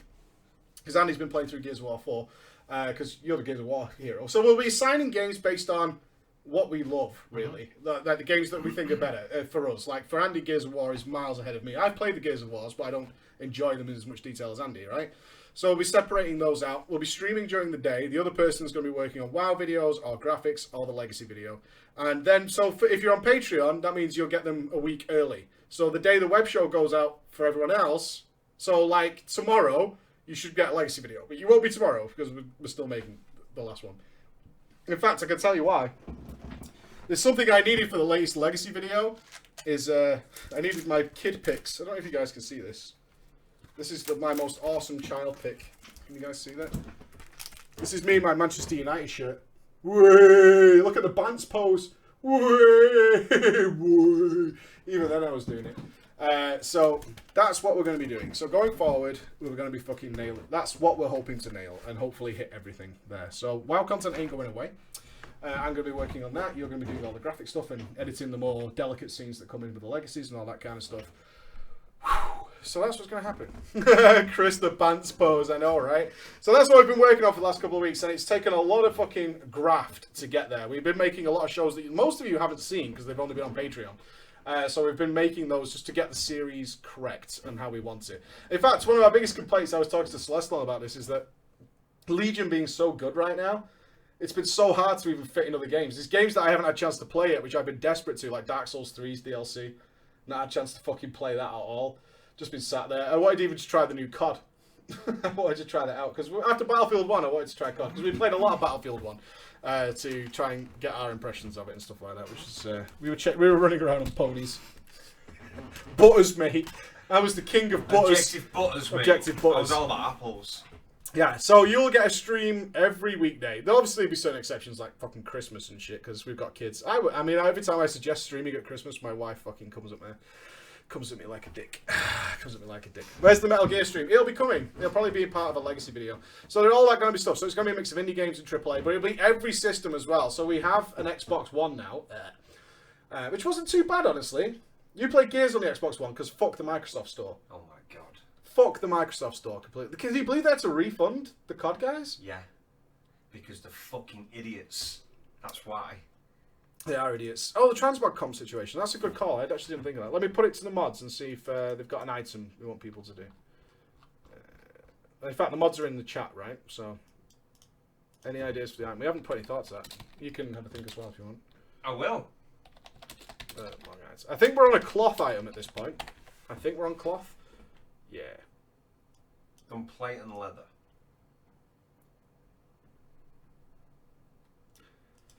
Okay, cool. So let's have some drama. So I hope that's clear to everybody what you're going to be getting from us. And it should be just more stuff. Now we've got everything set up.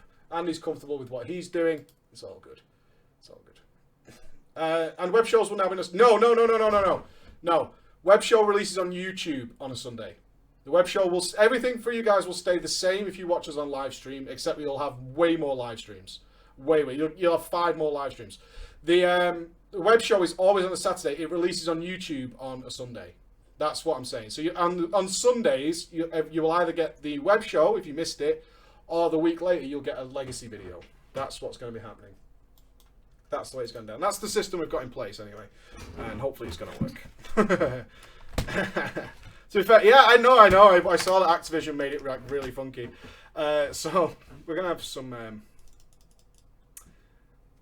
the Succubus. I chose this one for you, Andy. Why? It's filth. Oh, I've not got my yellow helmet anymore. It's not super filth, you're alright. Oh, fuck you, The frigid Succubus. bitches. Right, where's my girls at? Girlies, who wants to be the Succubus? You can't say that. What's everyone going to put now? I'm a girl. Yeah, but I can tell the girl names for the most part. You know what? How much shit did we get at BlizzCon from couples? It's funny though. All the couples were like, me! Me! Me! We approve! Oh, we're putting Milky in. Yeah, Milky can do it. I don't think we put Milky in a story before. What about dripping beef? Oh, that's tempting. That sounds like a shit. That's tempting. Milky. We're going with Milky. The lovely lady of Stark. The lovely lady of Stark. We're going with that. So, is everybody clear? You're going to put the schedule up on the background anyway, right? There's not so much a schedule. We're not doing Well, a schedule. no, like the stream schedule and stuff like that. Oh yeah. Generic schedule will be put up on the. Yeah, but the generic schedule is we'll be live at 8:30 a.m. our time. So congratulations, Australia! I believe you win on this one. Right, we need a guild name. Need a guild name, chat. Need a guild name, and it's got to be something. We're going into the RP realms. The beef curtains. You can't pick. It's a good name though. Yeah, it's cool though. Look, we can strict. I don't think there's nothing on your desktop that's dodgy, is there? Wait! No, you're good, mate. No, we're good. So we can. This is the kind of stuff we've been setting up the last few days. Is like we can have. That one's not good. You can see that's Andy's desktop. Our camera. That's Andy's camera, but it's not switched on yet. All that kind of stuff. And then we can have dual streams. You set up some cool UIs for dual streams. I have. Yeah. So they're not finished set up, but you can see like we can switch straight to any ones with no lag or anything like that. The Beefcake Squad, the Mighty Twats, the Dank Memes, the Crusher 99's Harem, the Edgelords, the Dicklersons. The Dicklersons will do just nicely. The Dicklersons. Alright. Okay, so what we also need is 4 losers. Fucking hell, mate. Take your pick. Woo! All the Bants. I need 4 losers. But I think 2 of them don't get mentioned very much. So let's pick... Let's have Yellow Hat. Oh, let's have Grey Shirt Guy. Because I believe... Can we salute Grey Shirt Guy? Long time, super long time viewer of the stream who's moving to Korea and won't really be able to catch us anymore. So, dude, we salute you for all your time that you invested. Salute me. Grey Shirt Guy.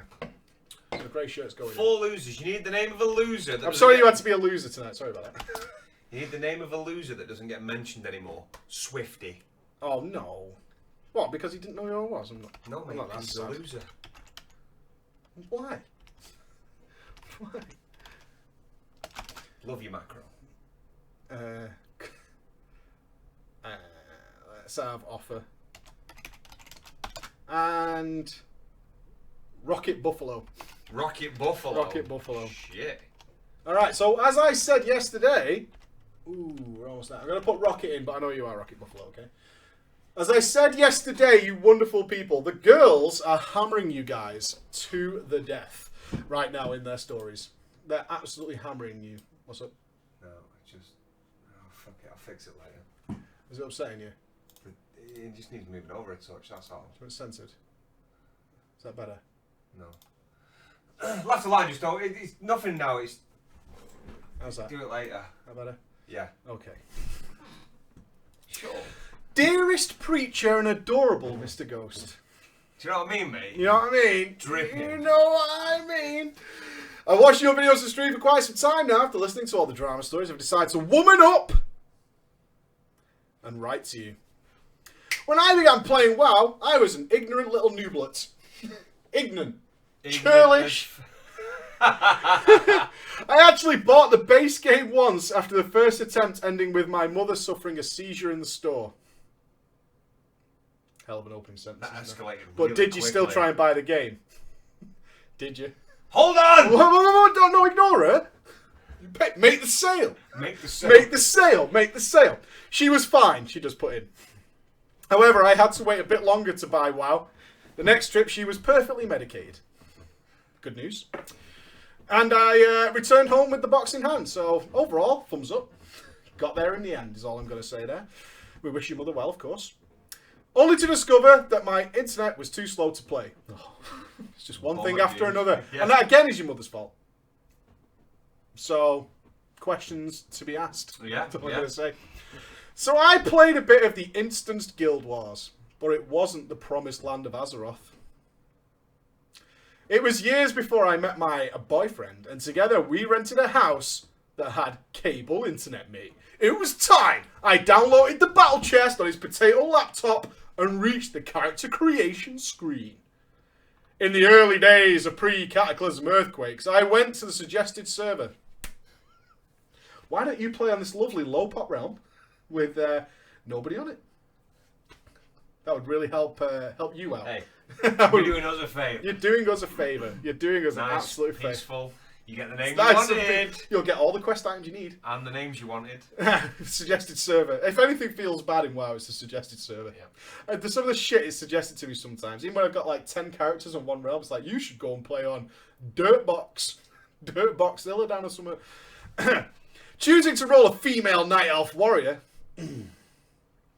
I stumbled my way to Stormwind, only after my first attempt to get there was by going across the Great Sea as a ghost. I died, I rezzed, went a little bit further, and died again. After an hour or so, I gave up. And I took, which I thought would delete my character, the return to the death penalty. Thankfully, though, a kind soul told me that you could take a fucking boat, dipshit.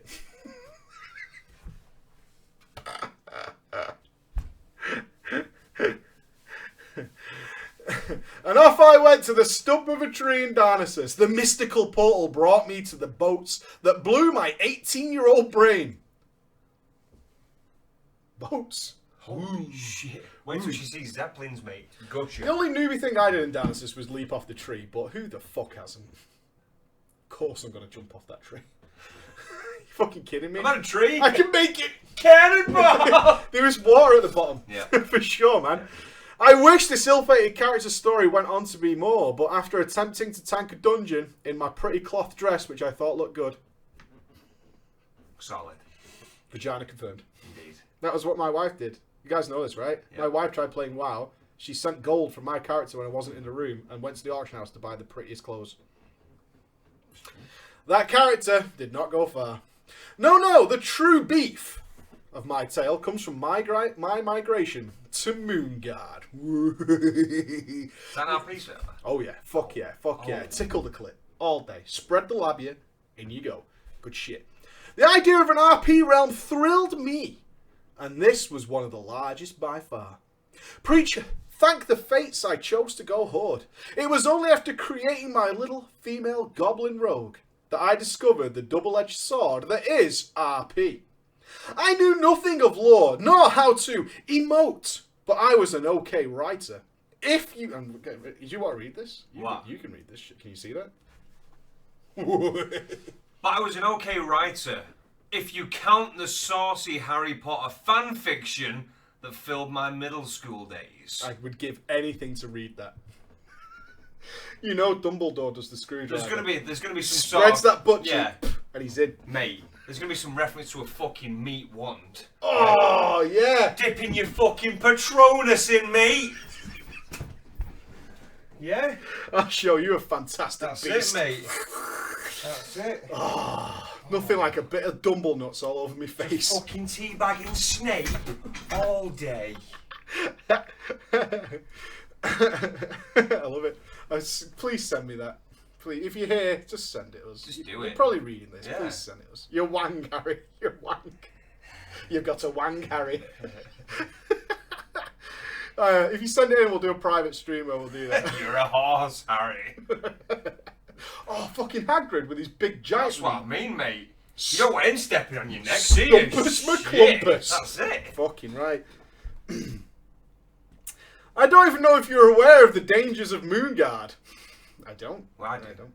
I don't mean the sexy RP hubs or even the edgy characters that sit in dark corners of busy inns. We're all Strider from Lord of the Rings. With a fucking big pipe, mate. The true dangers. Erectopators. The true dangers, the ones that keep you up at night, are the actual girl players that are always on the prowl. Slags. One in particular, Milky, was the first friend I made. She was the GM of a guild named... what did we go with? The Dumblenuts. What, the name of the guild? Yeah. It was like the Dickless something. Yeah, we'll go with the Dumblenuts. She was the GM of the guild called the Dumblenuts. Dumblenuts was a place for the chaotic neutral characters to thrive under her rule. Her domain, Murder Row, Silvermoon City.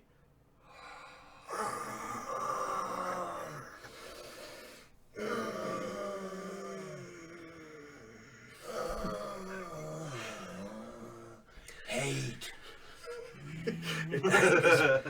Guilds fought over ruling this small section. How?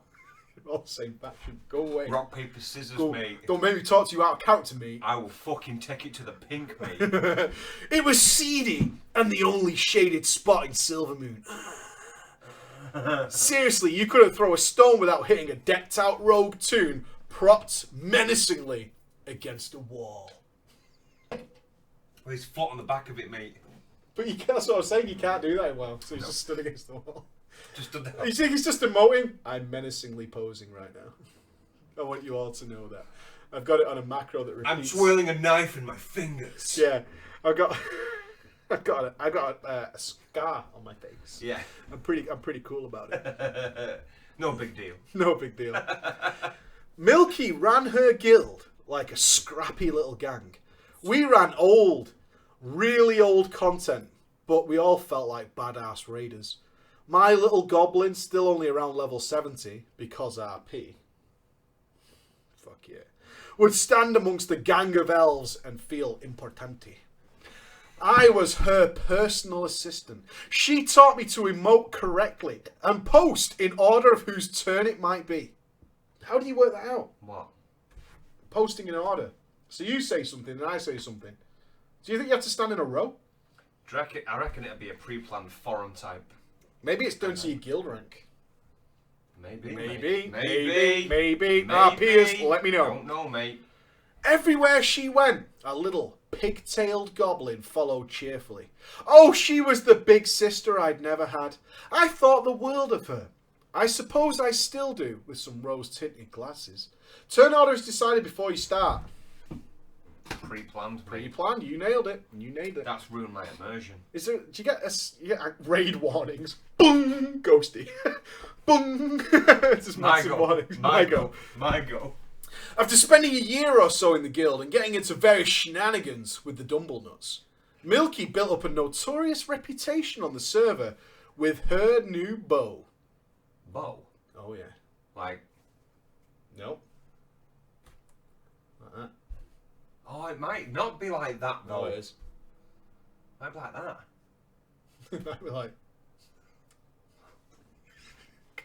Could be anything. Could be anything. Could be anything. It could be anything. Could be. Could be an arse. But with her new bow, grey shirt. Not only was he second in command and her official RP husband, bones me. Pal. It's regulation as fuck. He was also her online real boyfriend. Boom. Yeah. Boom. Online boyfriend. Mm-hmm. People still do that? Yep, loads. Nice. Works out very well as we found out at Blizzcon because all the couples were like, "Fuck you, we made No, it that's work." online boyfriend though, not fucking. But they took online. it to the real. Wait. Grey Shirt got the star treatment in the guild. He planned storylines, ordered around the guild in characterly. That took me so long to work out. That's not a real word. Oh yeah. In characteringly. And best of all, he would stand at her side for hours on end in the row without going AFK. Moxie. So he's a fucking doormat. Is that what I'm getting from this? E-boyfriend, heal! Eventually, they announced that after a month of e-copulation, never in person, Milky was gonna move in with him. 5 states away from her own home. The guild sat dead for 2 months after the official date of her move. Neither of them came online until finally, late one night, Grey Shirt logged in, only to yank his tune from the guild. What happened? Don't look. Chat, go. What happened? So they agreed to move in together. They both stay offline for a while. Then one of them logs in to remove their character. Was it the girl or the guy? The guy. The guy came in to remove his character. Yep. Okay, so they agreed to meet. He doesn't like what he sees. He doesn't like what he sees. I do not like no, that. that's the most PC way of putting it. Or maybe she doesn't like what she sees. Then to avoid embarrassment or any sort of He has a small dick. Yeah, maybe. So he's like, is it the girl writing the story? Yeah. Alright, so it's got to be something in her favour. No. This is a girl looking from the outside. Okay. Yeah, this isn't Milky's telling the story. Okay, so something's happened where they're like, fuck this. And to avoid any embarrassment, one of them's removed the character. He was a weeb. He's a cook, mate. He was a cook. Fucking cook. I'll drink my own jizz for Yeah, you. that's it, yeah. Oh, I will watch you Bro. fuck people. Oh my god. If you What is that? If I can lick your face, I will watch you get bald. Not in my house. Not in my house. No, thank you. Dick cheese. Dick cheese. Yeah. You just have dick cheese. You have to chisel it off. Catfish. She's. Oh, okay. Here we go. So Grey Shirt logs in to yank his tune from the guild. I messaged him quickly asking what's going on. He replied, "She brought a son. I didn't know she had one of those. It didn't work." Something you might want to mention. Yeah. You know what I mean? Yeah. Something you might want to mention. Is there anything more awkward than that? No. I can't imagine. Can't imagine you moving in. Yeah. Cool. And she arrives. It's like, hey, who's that? you didn't think you should mention that? Or what? Now, I warn you, this might get confusing, but it is 100% true. For a week after Gracia had said his parting words to me and the guild, Milky remained offline. I stayed there as member after member left. Then she came online. Milky acted practically giddy as she declared our guild would have a new second in command in the form of Merlin Beards. Apparently Gracia had been cook enough to let her stay until she found somewhere to go. Would you? Better get on that ass on that plane. Oh shit, she came to him with the fucking kid. Yeah, to his house. And he let her stay. Fuck that noise. Fuck that. I'm not saying I wouldn't get with a girl who had a son. Well, obviously not right now, but I'm saying realistically, if I was aware of it. Well, if you come in to stay at my house and you turn up with rando kid, you better get back on that plane. Yeah. I'm gonna go home. Turn that fucking car around. I'm gonna go back. I'm gonna go home now. I'm gonna go home now. Okay. She found somewhere indeed. After a week of Warcraft dating this new fellow, she announced that she would be moving in with Merlin Beards. I was sensing a pattern but remained the kind, dutiful friend that I had always been. This one seemed to be happy with her when she arrived on his doorstep and knew about the kid. Upgrades. Progress. Progress being made. They played together and even used the same microphone during voice chatting with the guild. Aww. That's the perfect thing. Fucking.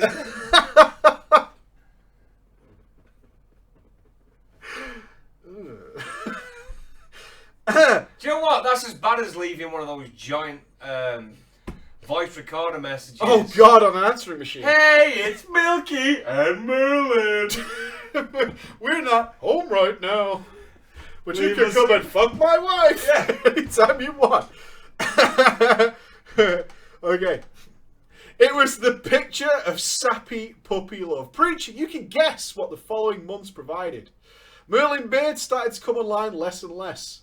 And of course, Milky was getting another man in line and was leaving poor Merlin Beards. In-game, while at Merlin Beard's house, she would ERP for hours with her new second-in-command offer. The same mic. Not to play WoW. We're doing a show. We're fine. Fuck me. We're fine. Plus, we're gay as the day's long. So True, we are, mate. I'd suck a dick for $1.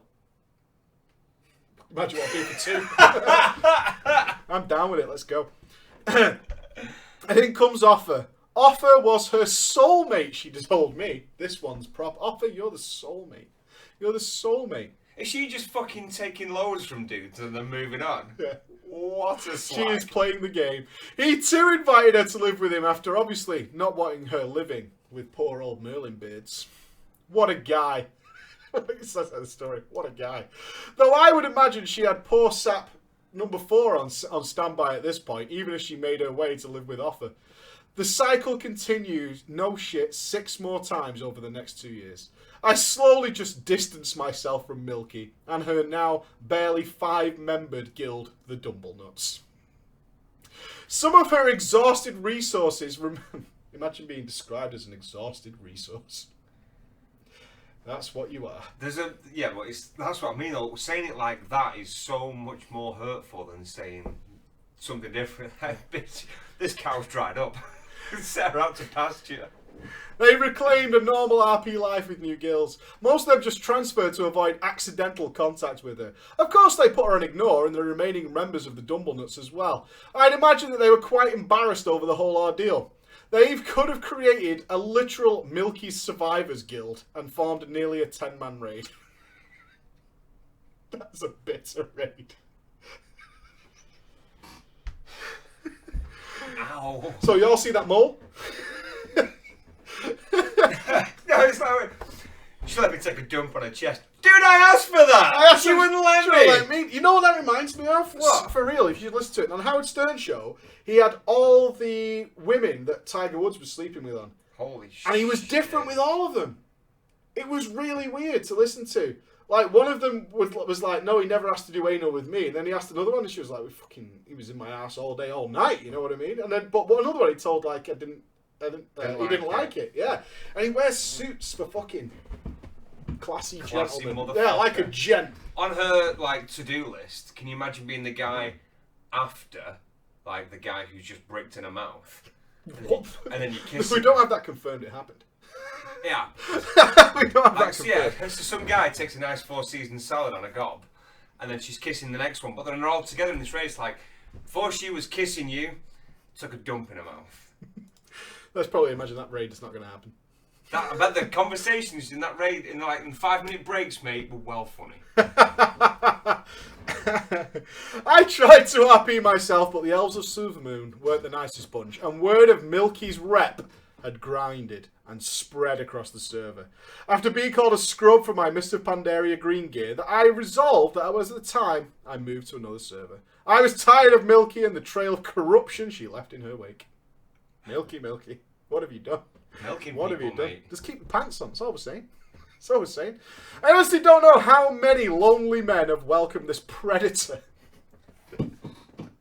This predator into their homes, only to be left heartbroken and significantly less wealthy. But I admire her tenacity. I tell you what, she's got moxie. She's got moxie. Yeah, she's got stones, this girl.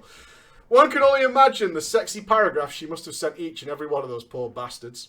I still play, though. I play a female dwarf warlock. What? Who does that by choice? Why? Why do you do that? Don't know, mate. What? Weirdos. No. And ride around on the Broken Isles on a lovely fox mount. Sadly, no legendary yet. Currently progressing Heroic Emerald Nightmare with a fine bunch of folks. So American. We have a great bunch of folks. We'll be right back, folks. Preacher, thank you for taking the time to read my story and be honoured if you could hear you tell my cautionary tale. Beware the sultry succubus. The character models are highly misleading. Good point, mate. Thank you very much. Love and hugs. Love and hugs to you as well. Quality story. I enjoyed that, mate. Okay. I was down for a bit of that. I've got one more. What's this one like? You're saying like this is going to be a bad Well, story. let me This is going to be a bad story. I'm not saying it's a bad story. I'm just saying that this might take the chat a little bit by surprise. Oh, like surprise butt sex, mate. Oh no. Danger! Foot and neck. Dipper ball. Danger for neck. Right, we need a guild name. We need a man. We need a lady. We need 2 ladies and 2 men. 2 ladies and 2 men. Oh, mate, can one of the men be Tossberg? Of course you can. Absolutely. Tossberg's got to be there. I'm getting names before it fucking spawns up. What else are we getting, mate? Oh, look at how hardened the chat is. They're so battle hardened. Like, ha, whatever. Whatever. You bring it on. You bring it on. Right. Who are we having? You got Tossberg, right? Yep. Good. Right, I can't read that. It's too fast. My eyes hurt. You do. Pixie Bella. Pixie, yeah? Pixie Bella will be one of our ladies. I'm guessing that's a lady's name. You can imagine. Let's have Stormeria. Stormy. Good lady. Stormeria's a girl. I know, we've met her. She's a MILF. It's getting scary how much of the chat we know now. That's the chick who's the MILF who we met at Blizzcon. No, she wasn't at BlizzCon. She was at PreachCon. PreachCon. That's what I meant, mate. I need one more lad. Fucking hell, you guys. Meat Coffee. Love it. Meat coffee. Meat Coffee. Nice. Meat Coffee is the man. All right. Here we go. Here we go. Kick it. Psycho Swede. Hello, Preacher. Ghosty, if you're there. Hello. Hello. I've been a big fan of your channel for the last couple of years, particularly Drama Time and Transmog comps, which I hope will return someday. They did about a month and a half ago. Kind of want to turn the story off now. Idiot. Go away with your story. Oh, I think the mods are coming up with an item that we can use, which is cool. Excellent. Okay. And I thought I would share some of my drama. It was a few months back in about July 2015. Oh, we do need a guild name. We do need a big game, a guild name. Guild name, the Cookings. The Cookings will do. 2015, when I decided I wanted to reboot my old guild, the Cooks. Cooking with Preach. No, I do not want to do that show. No, because it's like a fucking... Do not no, want to do you're that baking cakes and stuff. That's what I meant. That's not what you went at all. Going to people's houses and cooking them, what does that mean? Cook- It's like going to fucking arrive. Let's call it, wait, cooking with augers. We just send it out to bang people's wives. Yes. Mate, no one's denying that bit. And then at the end, it just does this thing where he goes, "You got cooked." That sounds like an interesting show for TLC. He'd do it, mate. I don't think we can He'd produce do that it. show. He's packing heat, that guy. He'd do it. He's rocking a cannon. Anyway, when I decided I wanted to reboot my old guild, the Cooks, after letting it die after a few months of absence, would you rejoin that guild? Nope. I know, sorry, I left randomly and let the guild die, but do you want to come back? No. Can I have officer rank and access to your guild? And guild bank? I'll manage the herbs, mate. Give me full access to your bank's inventory and cash. Never do that, man. I can't imagine a reason to ever do that. No way. Go back to a guild that's fallen apart? Like a GM, no, specifically, your GM leaves and the guild falls apart, and then months later he comes back and lands like, should we get the old gang back together? I'd be like, we've done that a few times. no, we've always come back together if it's never with the same GM ever, never. Really? Yeah, because Thoramon was the first GM. He never came back. Apo was the second GM. He never came back to be a GM. He came back in Tanks, but he never played. I was the GM after that. Oh, really? Yeah. No wonder it went to shit. Yeah, world 13th under my rule. I'll take it. 13th, though, mate. 13th with mates. 13th with all the Bants. I'll take that. It's not 12th, though.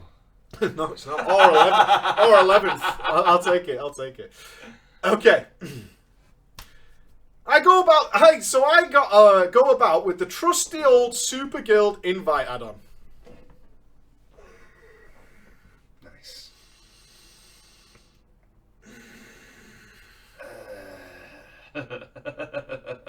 Over 1 million times that Adam was downloaded when I made that video. Over 1 million times. Nice. Jesus Christ. So I created a macro to attract people that wanted to join. You ready? Ready for the macro? A friendly social guild who has intent on raiding. Within... That's the macro. We're a friendly social guild who is intended on raiding. You joining?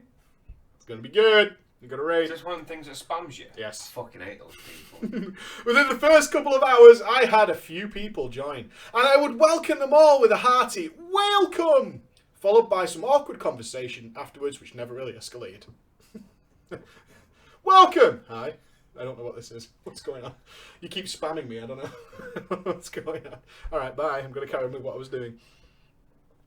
Then the name Tosberg popped up to join the guild. Best name ever, mate. Also welcoming him, the same green. And the conversation with Tosberg also never really escalated. So a month or so into early August, we had a nice, friendly guild. A lot of people talking, a great social vibe. I was proud of my work and would often speak in guild to everyone. Tosberg would sometimes join in with the conversation and would often ask for help with the game. Oh, this is a girl. Not bad. Might change the name. This is going to be Pixie Bella instead of Tosberg. Okay. Tosberg comes back. As she had only started playing WoW a couple of weeks prior to joining the guild. It was around this time that our guild was nearly ready for raiding. We had about 12 to 15 raiders. However, the majority of them were in greens and not ready for Hellfire Citadel. So we set the bar low, high mall, during Hellfire Citadel. Let's kick some ass. Yeah? We're going deep. We were having a great time. Such a twat. I love doing that laugh. This man. We were clearing the bosses with ease. Admittedly, there were a few of us with heroic Blackrock Foundry gear, giving them a carry for high mall normal, but nevertheless, it was great, Bants. Yeah? Going down. A few of the more social guild members would stay on our TeamSpeak line after the raid to chat and have a bit of a giggle. That included Tosberg, and of course, Pixie Bella, with a few others who weren't particularly important. Wow. A couple of the unnameders, mate. Yeah. Random guy. And there was somebody else, whoever. So there are a few of us on the old TS. We started swapping names with each other so we could add each other on Snapchat, Skype, and the Good Book, and any other social media platforms. I must have all of them. What if I need to get hold of you, you know? Snapchat first, though. I'm a right player. Mate, I speak to people on Snapchat. I've never installed it, so I know nothing about it. Good, mate. Plenty of dick pics. It was then, though, that me and Pixie Bella started to get closer. We would sometimes joke about and send funny pictures to each other on Snapchat. So after a few more weeks, early September, me and Pixie Bella were talking more and more outside WoW, and I felt tremendous. We would talk about games, laugh at things we found funny, and run old content to get some extra dollars and some mounts. Perfect relationship, yo. Beautiful. It was while we were running ICC 25-man heroic to farm one of my favourite mounts ever, when she just randomly said out of the middle of fucking nowhere, "Why can't you live in Sweden? I really like you." Oh. What, is the chick live in Sweden or the dude? She lives in Sweden. Oh, mate. She is you all know the what Abba. she's like. All the Abba. Yeah? She's fucking blonde. She's got a massive set of rocks under her chin. The country's built on dildos. She's DTF. The country's built on dildos. That's it, mate. She's got some nice fucking blue and yellow, like, bodysuit on. And she's like, want a blowjob? That is all. Mate, he's different got a pic. Sweden. That's it. What I see. She's gargling his hog. He's got a fucking hair like Harley handlebars, just like PA! We know how it goes. It's what happens. Sweden, mate. We built this country on fucking the founding dildos. That's it. The founding dildos made of rock, We have mate. the Terminator, the Penetrator. That's it. We have Dildo Day. The vaporizer, which is just a stone fist. Jesus Christ. The Gasher. No, the Gaper. The gaper. The Gaper. Which is the same, mate, but it's got like, like one of those pneumatic drill handles behind the fist. Yeah.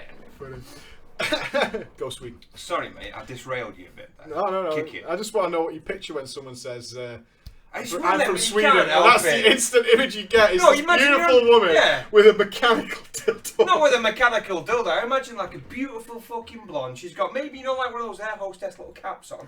Two fucking Well, pins. playing well. She's dressed like an air hostess, but in like blue and gold and shit like that. And she stood there and she just immediately wants to gargle your beef. Yeah. Don't know Every why, but Swedish girl. She's fucking gorgeous. Start to finish. Dirty 100 fucking whore. That's 100% of the population. Sorry, mate. I'm generalising. I'm generalising. I'm Excuse me, I generalising. shouldn't generalise. Some of them have got mothers. It's true. Slags. Yeah, the mums are the same. Okay. I thought this was awesome and told her that was a very nice thing to say. Well, thank you. Yeah. Thank you very much. That's right, mate. We were talking lots and lots, but I wasn't sure if I liked her in that way just yet. Just poppy breaks there. Alright? Due to the fact that she lived all the way out in Sweden, and I do not. Issue 1. Snapchat messages, mate. Snapchat. About a week later, we rocked some BRF for the first time. We downed Imperator Heroic that week after the raid. After the raid, there was me. There was Tossberg. Tossberg, mate. There was Pixie Bella. On TeamSpeak with a few other peeps, and everyone started to drift off as it was getting later, except us three and a male monk called Meat Coffee. Meat Coffee? Me and Pixie Bella thought it would be funny to have a wedding at Lights Hope Chapel. Is Pixie Bella the Swede? Yeah. You know what would be really funny if we got married? Did she say that or he say that? They both said that. They both thought it would be a bit of a lie. This guy's jackpotted, mate. Never been in that conversation. You know what would be a right laugh if we went and got married in What, game? in game? Yeah. Oh, in game, in In game. real life, I'm on my way. Let's get married. Fucking YOLO. At Lights Hope Chapel, though, for all the Bants. With instantaneously Tossberg swapping over to his priest to officiate it. Gotta be regulation. What a fucking G, mate. I bet you had a suit and a pimp cane. Have you got a pimp cane in game? I have. I haven't, no. And of course, Meat Coffee being my best man. Coffee was there for him. Coffee for life, man. Coffee He stepped knows. up. Coffee was being the best man, but most of it was him shouting things such as "fuck her right in the pussy" and "give her one from me, lad." Fuck, he's the I'm mate. your best man. He's the mate. That's it, son. Yeah? Yeah, pop a nut in a Do you backside. take this woman? Fuck her in the pussy. Imagine he's that drunk uncle sat there with Yeah, he's brought a can of fucking 4X, a can of Castlemaine. I got this shit. Show us the tits. We went off through the portal to Pandaria and went on our honeymoon, taking screenshots in order to remember our special day. Beautiful. Beautiful. Selfie cam, mate. It's the dream wedding. Yeah, it's the dream come true, man. It's all coming together. It was that day, after all this, that I decided that I did in fact like her. It was all it took was an in-game marriage and a honeymoon. And I thought, you know what, she's alright. She's alright. So, we're doing our usual routine. And she asked if I wanted to help to get the Draenor Pathfinder achievement, as she had the Sandstone Drake mount. I said, hells yeah.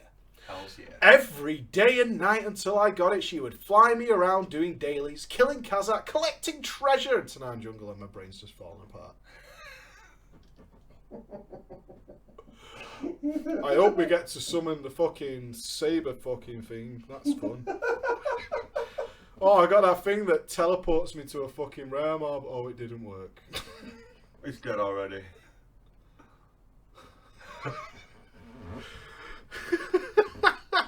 Fuck me. Anyway, I finally got it along with my corrupted Dreadwing mount around the same time. The guild all grasped me and I went off for the night very happy. The next night was raid night, and we were about to go into the final 5 bosses of BRF normal. We managed to clear all up to the Iron Maidens on a boat mate, where we encountered a couple of issues, so we called the raid. It was after this that the first piece of drama really started. The usual happened with a few of us sticking around after the raid, and it finally went down to me, Tossberg, and of course, Pixie Bella.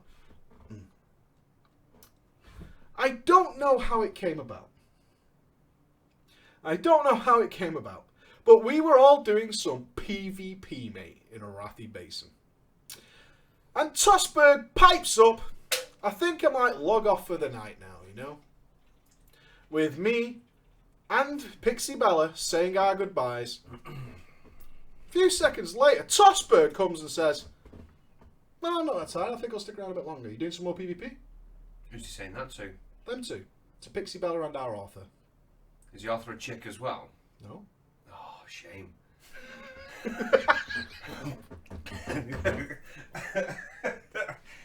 See what I was getting at there, don't you, mate? Yeah? Do you think they're going to Eiffel Tower, Pixie Bella? No. Out of nowhere, Pixie Bella says, in the most deadpan voice ever, "Log off if you want your kids to live."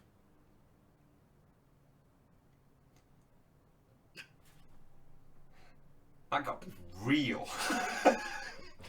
With a really weird, awkward little laugh at the end. You know what? I think I might stick around for the night. Log off if you want your kids to live. Well, I'm done.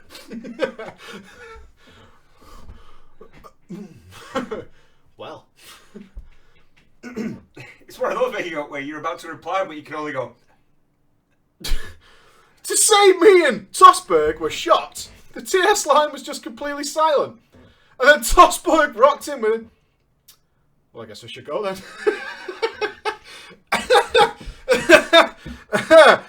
Also with a weird little laugh at the end. Alright, see ya, I guess. I demanded that Pixie Bella apologise, and with that she did apologise, but logged off immediately.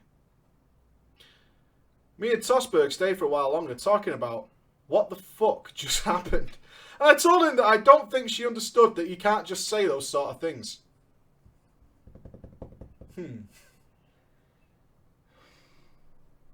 I think she does. Yeah. I think most 3-year-olds know you shouldn't say things like that. My kid does.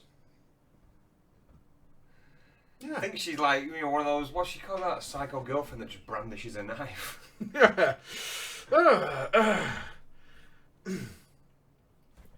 He agreed and stayed pretty chill about it. Although he said he was really pissed off, but didn't see the point in shouting. You can't rustle Tossberg feathers. You know what I mean? Tossberg's fucking stone, mate. He's not, stalwart. He's not a lettuce. He's a cucumber. No, he's solid. He's all phallus. He's all phallus. Fuck it, man. He's a bit crazy. Those people that don't stick the dick in crazy are missing out. Yeah? That's his fucking fetish. Yeah? Dick in crazy. You can't rustle his feathers. No. He's going nowhere. Tossberg stands tall. Stands proud. He's the real winner. I hadn't even said goodnight to Pixie Bella that night. I just left it and didn't text her. bitch, you need me. You know? What?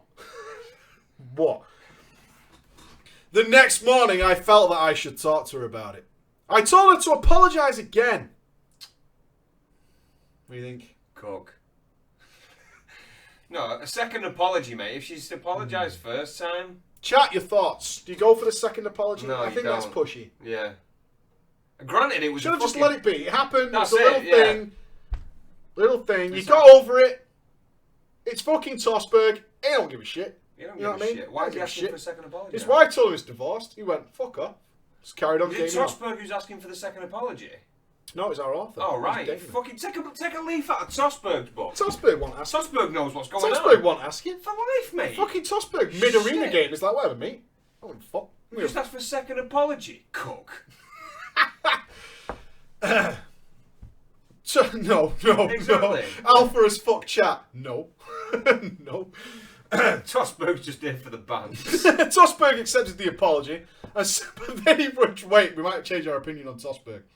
Tosberg accepted the apology and said it would take time to heal. But he would get there in time. See, I'd take that as irony, and Tosberg's taking Yeah, the he's piss. taking the Bants, He's mate. taking the Oh, piss, yeah. mate. Oh, yeah. He's What do you taking think, the chat? piss. This is what he says word for word. Tosberg accepted the apology and said it would take time to heal, but he would get there in time. He said that like this on TeamSpeak. As he's Snapchatting Pixie's dick. Man, That's you exactly make what my I dick sad. Hey, so I'm saying he's got a pair of fucking aviators above his balls. Respect the guy's authority. Tosberg taking the piss. Bants. He's a cook. Oh, no. Oh, No. up on the moon thinks it's the other way. Lies, not Bants, taking the piss. It's a movie plot. He knows what Calculated and straight up edgelord. That's Pure piss take. Yeah. If I would have said something like that. Tosberg's fucking, he's down for it. I don't know if we can get over this, but I'll try. I'll try real hard. How about you flying over here and gargle these bowels? Here we go. Everything went back to normal with me and Pixie Bella, and we carried on our weekly routine until I found out that I was getting really bored of her company. You know, coincidentally, after I got the achievement that you were flying around me for, I've just lost all interest in you and your face. Weird, right? You have no purpose Yeah. for me. No, not feeling it. No, Just no. I think I think there's some equal badness going on here, if I'm being honest. I felt as though long distance wasn't really my thing. Does he even know what she looks like? With Snapchat on the go, dude. And she's Swedish as well. Dude, I don't believe she's Swedish if he's willing to just pass off on her like that. I don't believe Not a she's true Swedish. Swede, mate. Not a true Swede. Not a true Swede. I can confirm I'm a Saki bastard. Yeah. There you go. As you couldn't physically be with the person. It's jerking off and stuff's great, but I wondered if it was just a phase, so I left it for a week or so. However, the feeling did not go away. So I asked her, I went, Pixie Bella, yo, can you come on Skype? And as usual, she would say something like, I always have time for you, baby. You're ruining Pixie Bella doing that. Stop it.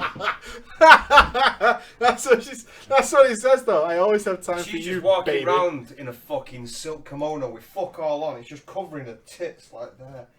And she just like sits down, she brushes her fucking pigtails out the way. Yeah? Has one of those big pieces of like cheese. And speaks to him. Little did she know though her heart was about to be broken. Oh shit. So we Skyped. She told me that I was being quiet, in which replied, I don't think I have feelings for you anymore.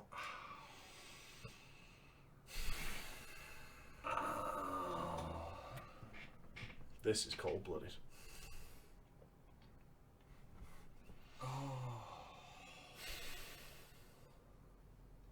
He just cut straight to the core, mate. She then started to cry and hung up the call. I gave her time to herself for a while, and then finally she messaged me on WhatsApp saying, how the fuck could you do this to me? I fucking love you. Shit. They've never met though, right? No. But they did ride the same mount. And they got married in game. They did get married in game. Oh shit, a lot going on, mate. A lot of feelings going everywhere. A lot of An emotions. emotional roller coaster. Yeah. Put the ball in the hole. Send it home. He shouldn't have done that. Send it home. Yeah, Go to your happy place. He's not, you know, he's not thinking of her yet. Reject this man. Not fit for military service.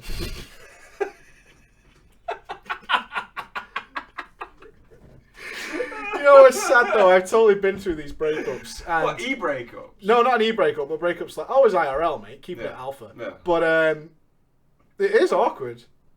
But at the same time, not. I don't know. I suppose if those two people have still got to be around each other, it's going to be, isn't it? That never works. That never works. Have you ever stayed friends with anybody you broke up with? Ever? Wait. That you were girlfriend, boyfriend with? Not someone you banged and that was alright. Then no. Then no. Then no. No. Anyway. Yes! Tell you later. Alright. Bastard. Okay. I felt extremely guilty and I apologised for what I had done and told her that I couldn't help that my feelings changed. She then went on to call me various names, including evil, cunt, and arsehole, to which I stopped caring about. A few days passed and she said, "Can we be friends?" And I went, "Of course. Why no? Of course. That's all I ever wanted. Hey. I still like you as a friend." And I thought, that was that. Sorted. Job done. Can we be friends? Yes. Fixed. The ultimate fix. All good.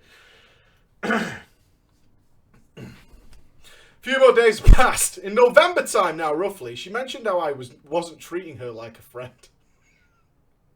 Saying that I had never bothered messaging her that day. Jesus Christ. And I said that it's just the way I was. She started to scream at me while trying to hold back tears about how she had thought about killing herself by jumping on train tracks in her local town. However, an ex-gilly of hers had told her not to do it. Jesus Christ. Shouldn't laugh. I responded with, "Why the fuck would you kill yourself over someone you've known 3 months and never met?" In which she replied, "Because I love you so much." Gets dark, right? She then messaged me a few hours later a picture of her crying on Snapchat, captioned, "I hope you're happy, I'm crying now." She then told me a few hours later that I had been ignoring her messages and that she was going to step down as an officer and how she would leave the guild. She then went on to message me saying, "Look what I've done," and she had drawn a cut on her arm. Do you know what I'm thinking about? Every one of these Snapchats you can reply with some form of like a sarcastic dick pic. My dick is to the side. Yeah. It's really sad. He's thinking Who's about drawing cuts on your themselves? arm. I was reading this first. I thought this might be a really troubled person, and then it was like she's drawing them on with like pen. Look what I've done. Dude, what?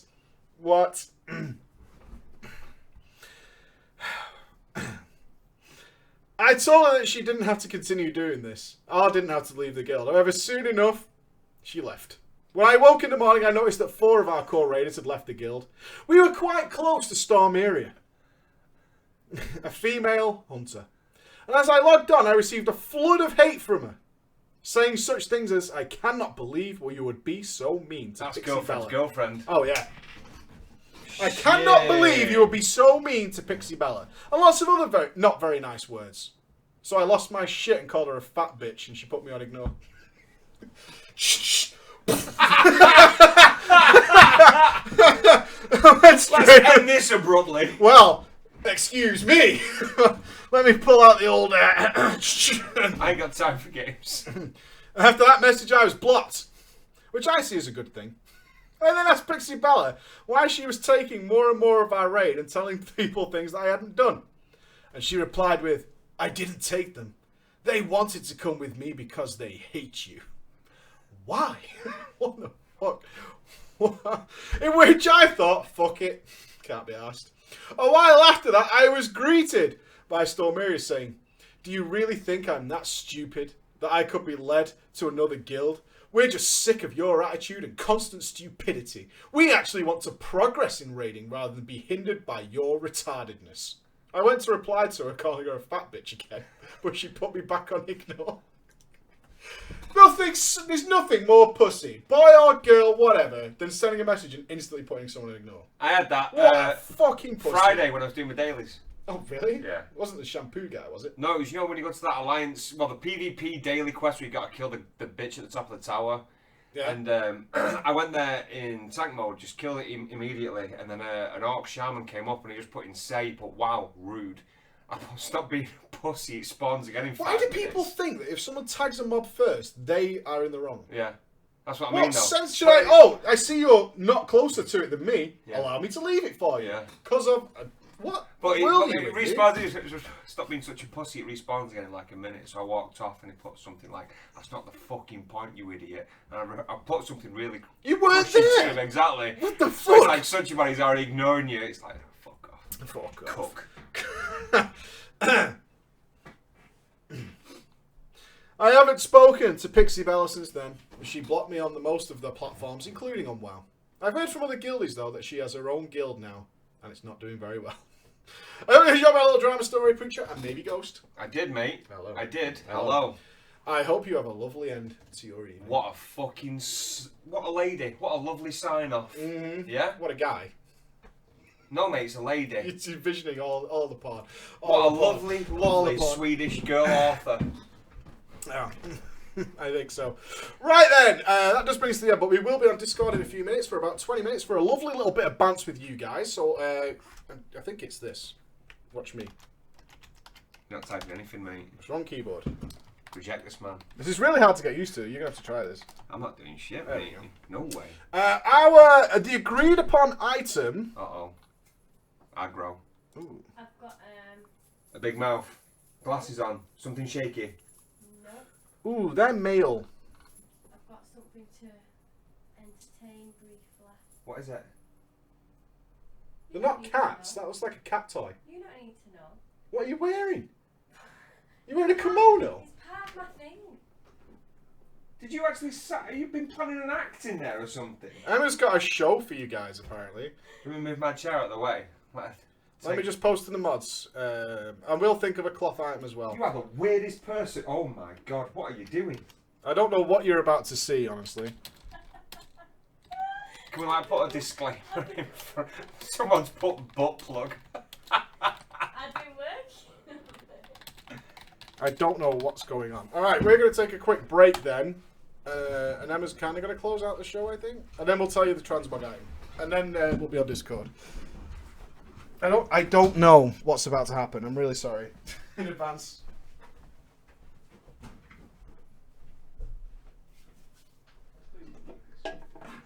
Please don't do anything super weird. Don't do anything bad. The mic is unmuted, by the way. Right. I'm sitting here, so... No, Andy, you can't be here. Can be. It's magical and mystical. Get out. No. No, give me 5 minutes. I'm sitting down. Just go. I'm going to be able to see it anyway, Emma. Right, I'll tell you what. I'm going to give you 30 seconds and I'm going to walk I back can't in. be myself. I'm not with you standing here. in your front room doing fuck all. Go in the kitchen and do Or the fuck all. kitchen doing fuck all. Just do what you're doing. I've got a show. I've got a show for you all. I can't see the camera. Where's the camera? Oh, it's up there. Why is it up there? I can't even see. Right. Can you hear the jingles? Can everybody hear the jingles? Can ya? That's probably super loud, by the way. Can you hear the jingles? Somebody type jingles. Okay. I've been learning something new. And it's called palm reading. And it's a bit magical and mystical. But, oh, it's dirty. I've got a dirty palm. Well, that's not part of it. But what we're going to do is, we're going to learn a bit about palm reading. Where's the camera? Is it there? It's behind the one that's looking at you behind the monitors. Where? Behind the monitors. Oh, there it is. Okay. So, I don't know if anybody knows anything about palm reading. But basically, there's 7 kinds of hands. Even if you've only got 2, there's 7 kinds. That's 1, 2, 3, 4, 5, 6, 7. That's 7 fingers. Oh no, 7 hands. 1, 2, 3, 4, 5, 6, 7. 7 hands. Okay. So what I've been learning is that everybody has a different kind of hand. So mine is a bit pointy. And my fingers do different things. So everybody's fingers will do something magical. This finger is the Pluto finger. I think that's right. Oh no, it's Saturn. It's a planet anyway. And that means that it points up to the sky, into the planets. If everybody looks at their hand now, like this, they'll see 3 lines. Can you see them? 1, 2, 3. 3 lines. So what I want you to do, everybody look at them 3 lines and think. There's 3 lines here. Yep, there's still 3 lines there. But what do them lines mean? One's a big heart line, one's a lifeline, and one's Bored. money line.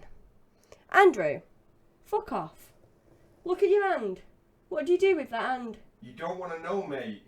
It's more magical than you could imagine. How is it?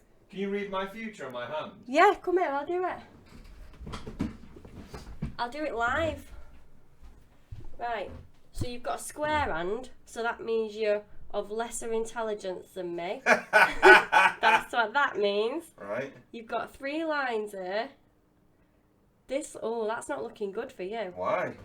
Because that one's very short. Is that my lifeline? No, that's the size of your penis. Oh, hey!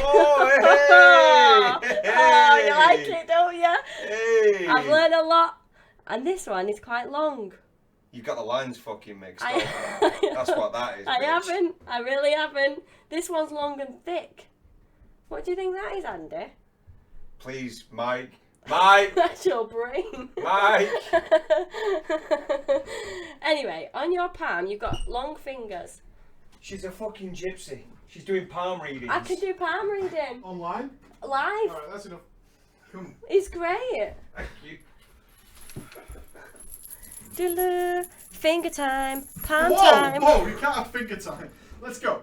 Out, out. Why can't we have No, finger you time? don't, you don't. Come on. No finger time.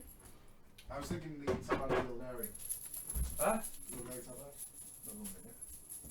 Do it. Both colours. What? Both colours. Sure. Go for it. Get out. I don't know about that. I don't know about that. Okay, so we're gonna go with the Tabard of the Illidari. Both colours is the item for the next Transmog competition. Try and make the Tabard of the Illidari work. Finger time was a thing. You can't have her, she's mine. She's mine. If we want finger time. Tabard of the Illidari. Tabard of the Illidari is what we're going with. Right. Ladies and gents, we'll be on Discord in a few minutes. Okay? We'll be back in a few minutes. Rewatch it. I will. I have to edit this. I have to edit this. So we'll be on Discord in a few minutes, guys. Thank you so much for tuning in with us tonight. Let me double check. Did we receive any other donations? Just so I can make sure you guys know that we got them. Oh, I don't think so. I think we're golden. I think. Yes, we're golden. Thank you. Thank you, everybody. See you again. Bye.